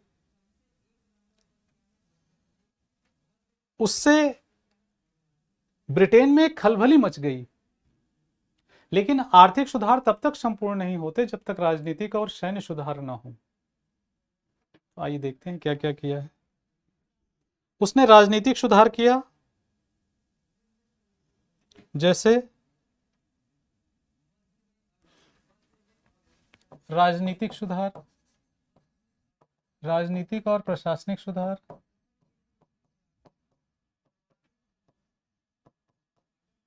इसने अधिकारियों का एक बोर्ड बनाया।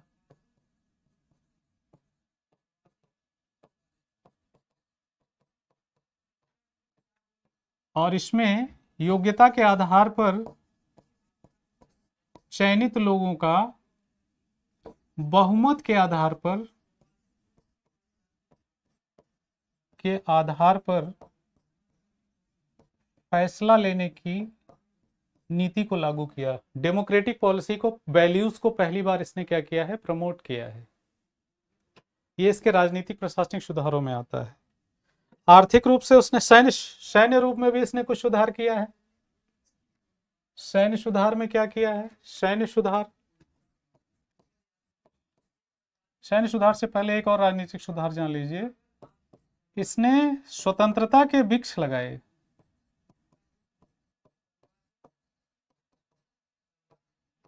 ये वृक्ष लगाए कहां? श्रीरंगपत्तनम में।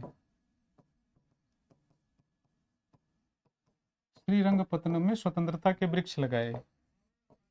दूसरा, इसने धार्मिक सहिष्णुता की नीति के तहत श्रृंगेरी में भवानी मंदिर के निर्माण में योगदान दिया। विट्ठल देव के मंदिर में, विट्ठल देव मंदिर के निर्माण में योगदान दिया। तो धार्मिक सहिष्णुता को भी बढ़ावा दे रहा है। अगला, जैकोबिन क्लब का सदस्य बना। ये किसानों का एक संगठन था फ्रांस में, किसानों का, मजदूरों का। इसका ये क्या बन गया? सदस्य बन गया। तो ये जो सुधार हो रहे हैं, ये राजनीतिक सुधार हो रहे हैं।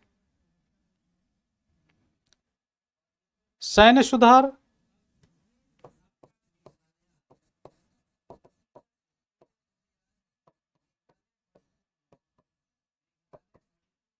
इसने फ्रांसीसी आधार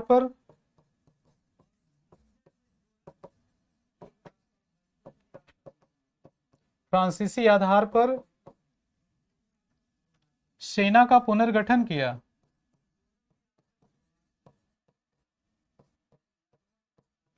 और प्रशिक्षण दिलाया। फ्रांसीसियों के आधार पर इसने सेना का पुनर्गठन किया और प्रशिक्षण दिलाया।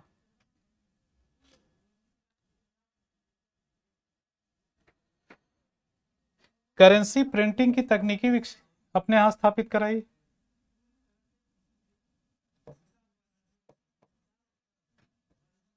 करेंसी प्रिंटिंग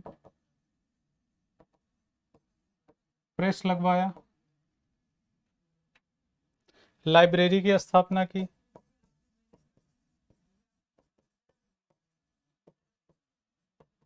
लाइब्रेरी की स्थापना की। जैकोबिन का मैंने बताया ही है। ये सारे सुधार उसने किए। ठीक है, सैन्य सुधार, आर्थिक सुधार, राजनीतिक सुधार, ये उसके सुधारों के क्रम में आते हैं।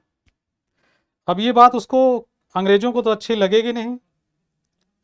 स्वतंत्रता का वृक्ष लगवाया, धार्मिक सहिष्णु था, सैन्य सुधार किया, और उसका व्यक्तित्व जबरदस्त था। लेकिन उसकी एक प्रॉब्लम भी थी। There was a problem too. वो अधीर था, इम्पेशेंट, अधीर था। He was impatient. क्या हो गया, आइए देखते हैं। इसका एक पड़ोसी राज्य है त्रावणकोर। त्रावणकोर मतलब केरल।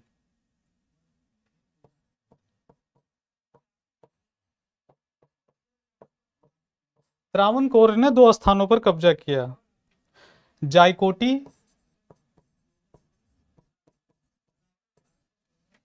और क्रैगमोर।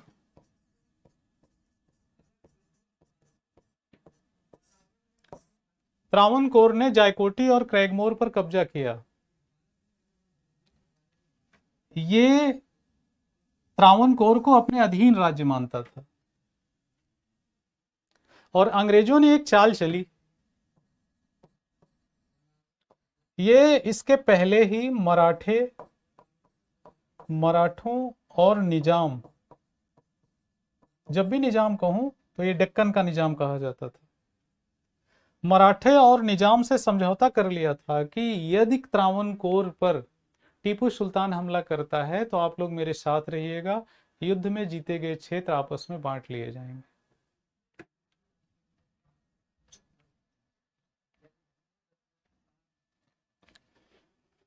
और दोनों ने, ये दोनों इलाके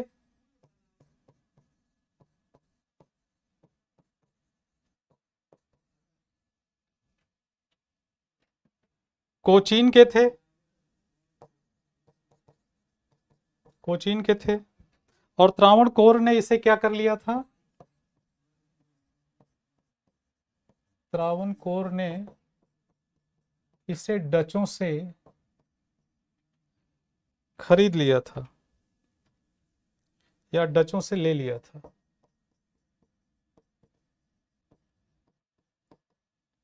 ले लिया था। टीपू ने त्रावणकोर पर क्या किया, हमला कर दिया।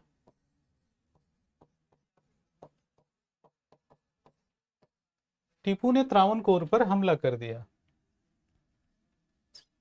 और ये उसकी सबसे बड़ी भूल थी। जब आप युद्ध में बिना तैयारी के जाते हैं तो आपकी हार सुनिश्चित होती है। गुस्से में आकर के कोई निर्णय नहीं लेना चाहिए। और ये गुस्से में आकर के निर्णय लिया, जिसका परिणाम ये रहा कि तृतीय एंग्लो मैसूर युद्ध की शुरुआत हो गई। एंग्लो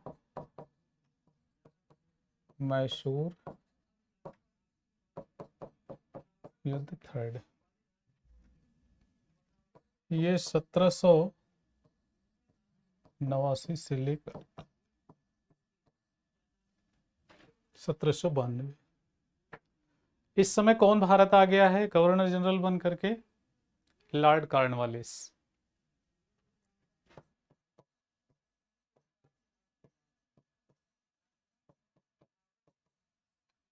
ये अमेरिका का पराजित सेनापति लेकिन भारत का सफल गवर्नर जनरल है। लॉर्ड कॉर्नवालिस को भारतीय सिविल सेवा का जन्मदाता या फादर भी कहा जाता है। इसने कॉर्नवालिस संहिता का निर्माण किया। क्यों किया? क्योंकि कॉर्नवालिस एक ऐसा शासक था जो अमेरिका में पराजय के कारण को जानता था कि ब्रिटेन परंपराओं से चलने वाला देश है। आप जानते हैं कि अंग्रेजी बोलने का जो साइलेंट वर्ड का नियम है वो आज तक किसी किताब में नहीं लिखा गया है। पीयूटी पुट तो ब्यूटी बट, प्रोनाउंसिएशन का कोई नियम नहीं है इनके यहाँ। साइलेंट वर्ड पढ़ने का कोई नियम नहीं है।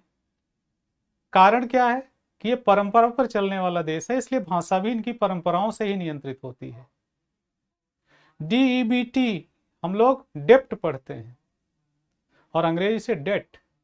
हम लोग होटल कहते हैं, होटल, वो लोग होटल कहते हैं। क्योंकि जब ग्रामर का विकास हुआ तो उसमें यच जोड़ा गया और उसके पहले वो लोग उसे होटल कहते थे। डेप्ट को डेट कहते थे, बी बाद में जोड़ा गया।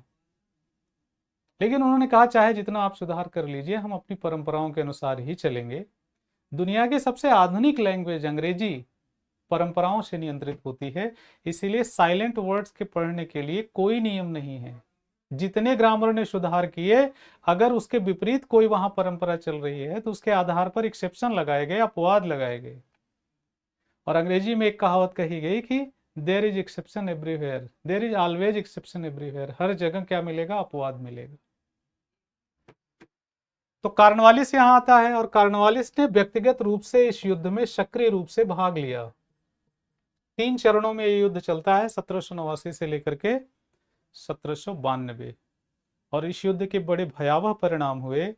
टीपू सुल्तान को अपमानजनक संधि करनी पड़ी और उस अपमानजनक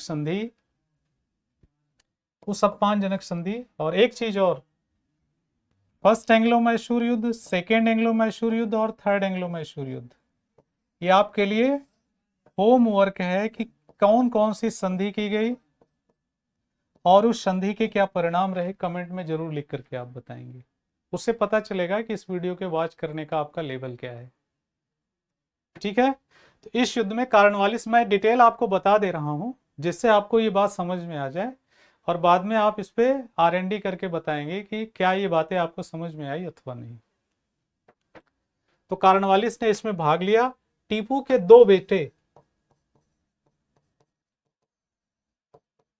अंग्रेजों के पास बंधक बना करके रख लिए गए, उसका आधे से ज्यादा साम्राज्य छीन लिया गया, युद्ध के लिए उससे हर्जाने की वसूल की गई, उससे हर्जाना वसूला गया, उसकी टेरिटरी छीन ली गई, उसका पैसा छीन लिया गया, उसका बेटा छीन लिया गया, उसकी संप्रभुता छीन ली गई। एक अपमानजनक संधि से गुजरना पड़ा, किसको, टीपू को।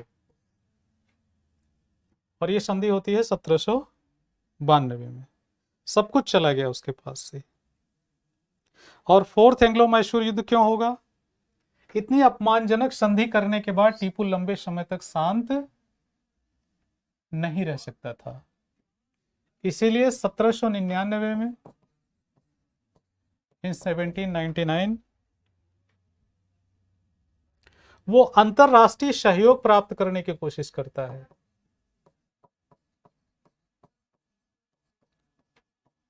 He was seeking international help, अंतरराष्ट्रीय सहयोग प्राप्त करने की कोशिश करता है। क्या करता है? नेपोलियन को चिट्ठी लिखता है। He wrote a letter to Napoleon.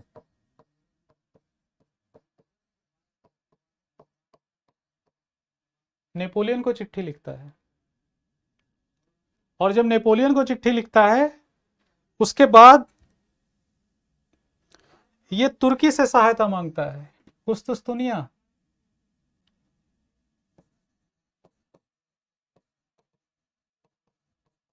इसे कंटेस्टिनोपोल या इस्तांबुल कह सकते हैं, तुर्की से सहायता मांगता है, अफगानिस्तान से मांगता है,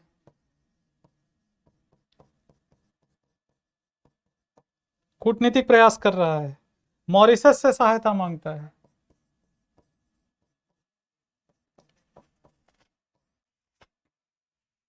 मॉरिशस से सहायता मांगता है, फ्रांसीसी सहयोग मांगता है,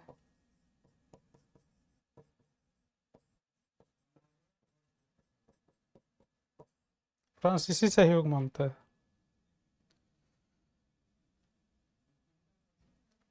फ्रांसीसी आधार पर अपनी सेना को पुनः संगठित करता है।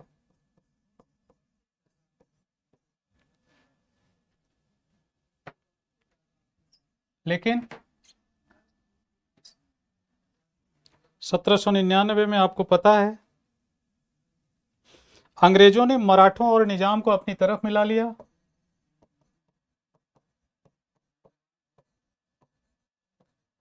मराठे और निजाम को अपनी तरफ मिला लिया और ये दोनों मिलकर के किसको परास्त करते हैं? टीपू को। और आर्थर वेलेजली, हैरिस और स्टुअर्ट, ये अंग्रेजों के सेनापति हैं, इनका नाम जान लीजिए। आर्थर वेलेजली,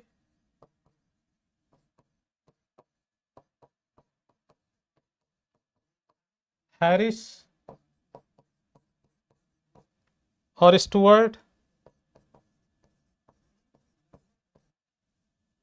इन तीनों के नेतृत्व में अंग्रेजी सेना टूट पड़ती है और इसे श्रीरंगपत्तनम के किले में शरण लेनी पड़ती है और उसकी सुरक्षा करते हुए वीरगति को प्राप्त होता है।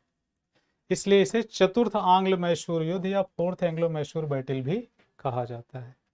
और इसके बाद मैसूर साम्राज्य को ब्रिटिश साम्राज्य में मिला दिया जाता है। इसी को हमने बताया था, लॉर्ड वेलेस्ली भारत में गवर्नर जनरल बन करके आता है, और जैसे ही वो गवर्नर जनरल बन करके आता है तो सहायक संधि इम्पोज करता है, और उसका हमने आपको कोड बताया है HMT, हैदराबाद, मैसूर और तंजौर। इन राज्यों ने सहायक संधि स्वीकार की, और सहायक संधि स्वीकार करके मैसूर अंग्रेजी राज्य का लंबे समय तक के लिए क्या बन जाता है, हिस्सा बन जाता है। तीन चीजें जानबूझ करके आपको नहीं बताई गई हैं कि 3 संधियां हुई हैं, उन 3 संधियों को आपको टिप्पणी करके बताना है, और कैसे इन राज्यों का उदय होता है और फिर इनका पतन होता है, ये आपको कंफर्म हो गया हो।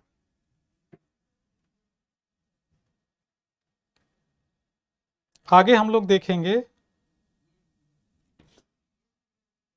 मराठा।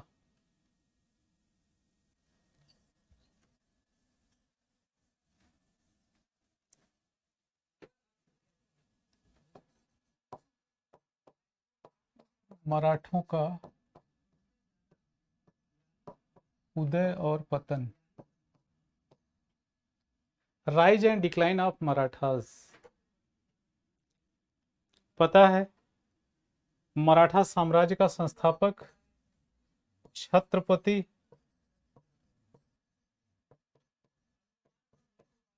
शिवाजी, छत्रपति शिवाजी। इनका जन्म 1727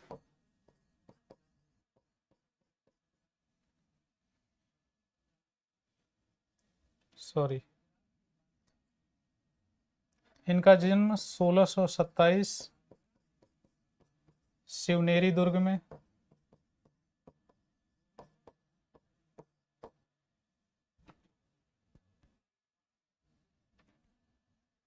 और शिवाजी ने लगातार अंग्रेजों से मराठों मुगलों से संघर्ष किया, और 1680 में इनकी मृत्यु हो गई।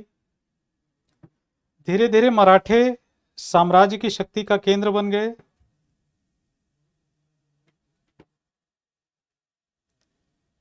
और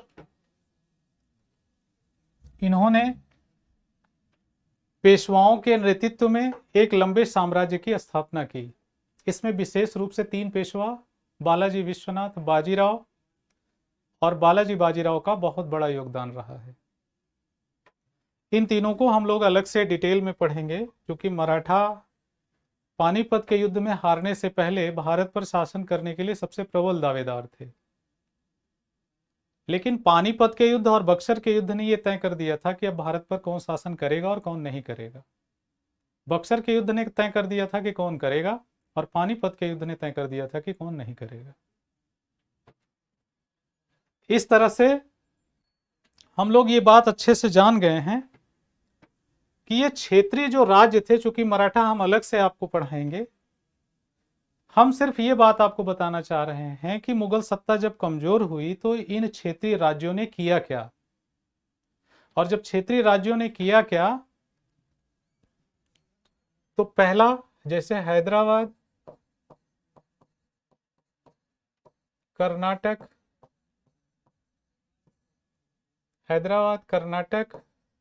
अवध, बंगाल, सिख, जाट, बुंदेला और मराठा, ये जो राज्य थे, इन्होंने किया क्या? इन्होंने केंद्र के कमजोर होने के बाद राज्य में अराजकता नहीं फैलने दी, अराजकता को रोका। They prevent anarchy. छोटे छोटे स्थानों पर इन्होंने शासन व्यवस्था दी, व्यापार को नई दिशा दी। तीसरा, कानून व्यवस्था को बनाए रखने में बनाए रखने में मदद की, ये इनका योगदान था। आगे,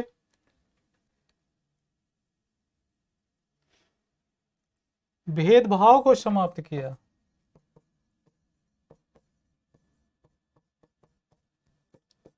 और लास्ट,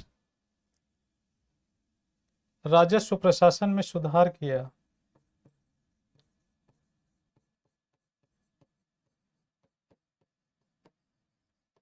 राजस्व प्रशासन में सुधार किया।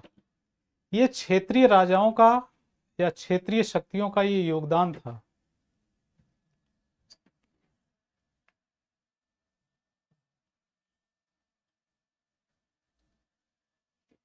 आगे हम लोग देखते हैं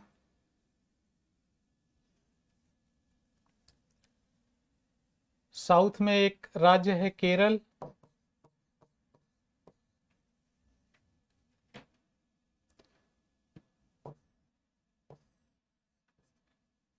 ये प्राकृतिक रूप से बहुत संपन्न राज्य है।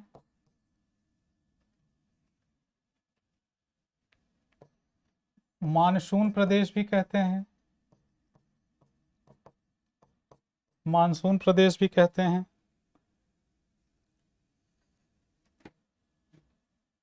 रिच हेरिटेज, समृद्ध सांस्कृतिक स्थल, समृद्ध सांस्कृतिक स्थल के रूप में भी जाना जाता है। मालाबार कोस्ट के लिए प्रसिद्ध है, तट के लिए प्रसिद्ध है। ये केरल की स्थिति है, और ये चेर वंश के काल से महत्वपूर्ण बना हुआ है। ये आधुनिक राज्यों की स्थिति है, ठीक है, जो अलग अलग राज्य हैं उनकी स्थिति है। अब 18वीं शताब्दी में यहाँ छोटे छोटे सामंत उभर गए केरल में। एक छोटा सा राज्य है, इसको कवर कर लेते हैं, मराठा को अलग से पढ़ाएंगे। ये क्या है, यहाँ छोटे छोटे सामंत उभर गए। कब? 18वीं शताब्दी में, 18th सेंचुरी में छोटे छोटे सामंत उभर गए, और सत्ता का विभिन्न केंद्र पैदा हो गया। सत्ता का कई केंद्र पैदा हो गया, जिसमें से तीन चार महत्वपूर्ण हैं। जैसे नंबर 1 जमोरिन,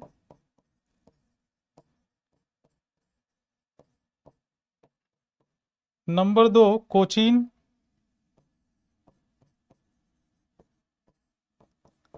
नंबर 3 चिरकल, और नंबर 4 त्रावणकोर।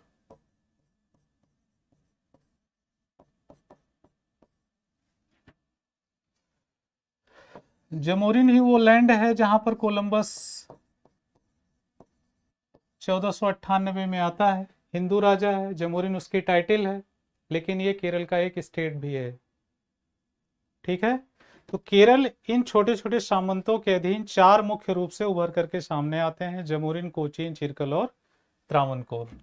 अब आपको ये बात मैसूर के युद्ध में भी समझनी होगी कि मैसूर के युद्ध में इसी त्रावणकोर ने 2 क्षेत्रों पर कब्जा कर लिया था,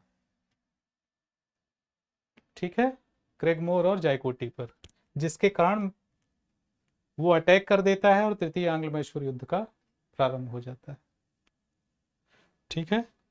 अगला हम लोग देखेंगे, यहां 1729 में, बहुत इंपॉर्टेंट है, 1729 में राजा मार्तंड वर्मा पैदा होता है।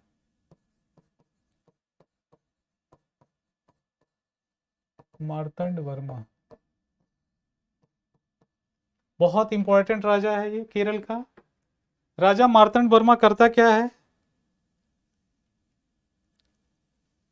ये किस लिए प्रसिद्ध था?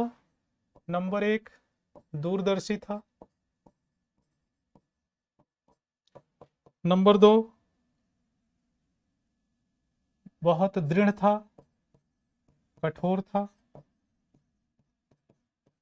तीसरा, साहसी था, अपने साहस के लिए जाना जाता था। और पांचवा, डेयरिंग था, साहसी था, करेजियस था। और डेयरिंग था, उत्साही, अपने उत्साह के लिए जाना जाता था। दूरदर्शी क्या था? इसने क्या किया है? आधुनिक रूप से अपनी सेना का गठन किया है। आधुनिक रूप से अपनी सेना का गठन किया है।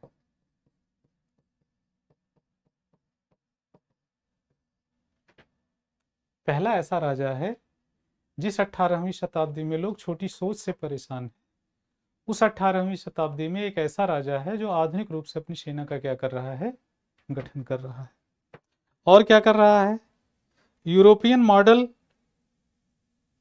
पर इसने तोपखाने का निर्माण करवाया। यूरोपीय मॉडल पर आधुनिक तोपखाने का निर्माण।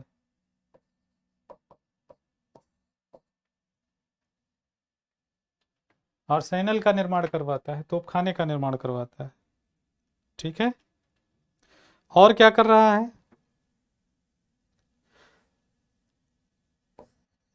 कल्याणकारी कार्य कर रहा है। कौन कौन से हैं वो कल्याणकारी कार्य? जैसे नहरों का निर्माण, नहरों का निर्माण, इरिगेशन प्रोजेक्ट अर्थात सिंचाई योजना पर कार्य, विदेशी व्यापार को बढ़ावा,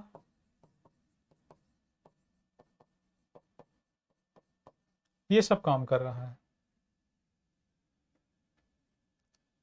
तो राजा मार्तंड वर्मा 1729 केरल का ऐसा राजा जिसे अपने निम्नलिखित कामों के लिए जाना जाता है।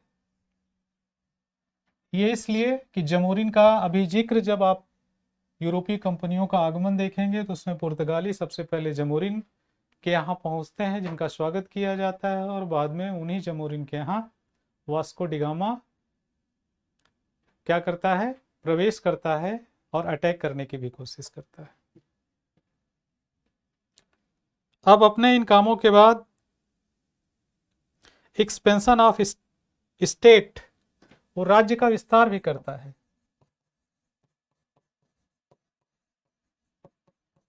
राज्य का विस्तार करता है, और जब राज्य का विस्तार करता है तो क्या करता है? 2 क्षेत्रों पर कब्जा करता है। एक तो कैलोन पर,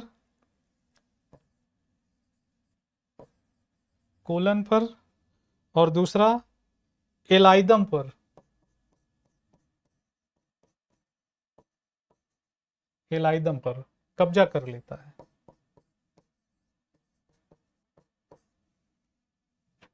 ये एक व्यापारिक केंद्र था।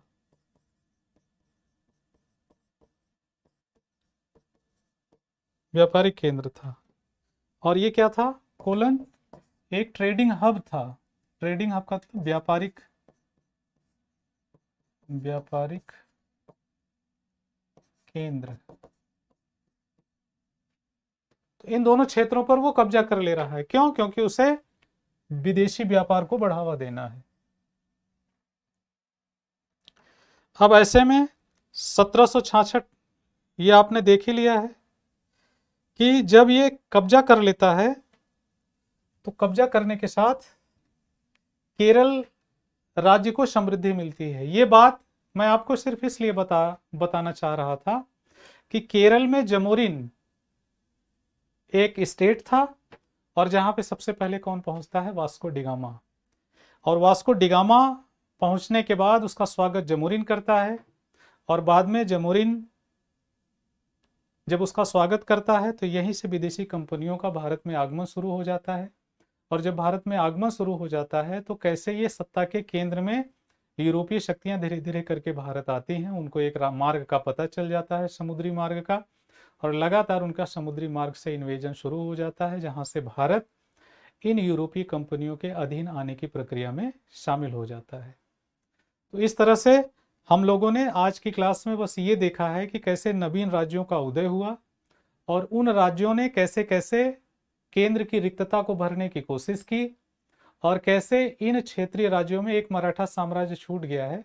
तो मराठा साम्राज्य हम कल पहली क्लास में यही करेंगे कि कल मराठा साम्राज्य आपको बता दें और मराठा साम्राज्य में सारी वंशावलियां लिखा करके उनके हस्तक्षेप की राजनीति के बारे में भी एक संक्षिप्त चर्चा कर देंगे, क्योंकि मराठा भी फिर आकर के 1818 में सरेंडर कर जाएंगे और वो भी ईस्ट इंडिया कंपनी में अपना विलय कर देंगे। ठीक है, तो ये हमारा एक क्रम रहा है। मुझे पता है कि आधुनिक इतिहास का सबसे टफेस्ट पार्ट है, लेकिन इसको भी हैंडल करने की पूरी कोशिश की गई है और सिर्फ ये बताने की कि आपको कॉन्सेप्ट ट्रांसफ़र किया जा सके। तो कॉन्सेप्ट का मतलब इन राज्यों में कौन कौन राजा था, कुछ R&D आपको करने के लिए छोड़ दिया गया है, लेकिन अगली क्लास में उसे भी डिटेल कर दिया जाएगा। आपके सहयोग और प्यार के लिए धन्यवाद। Wish you all the best. Thank you.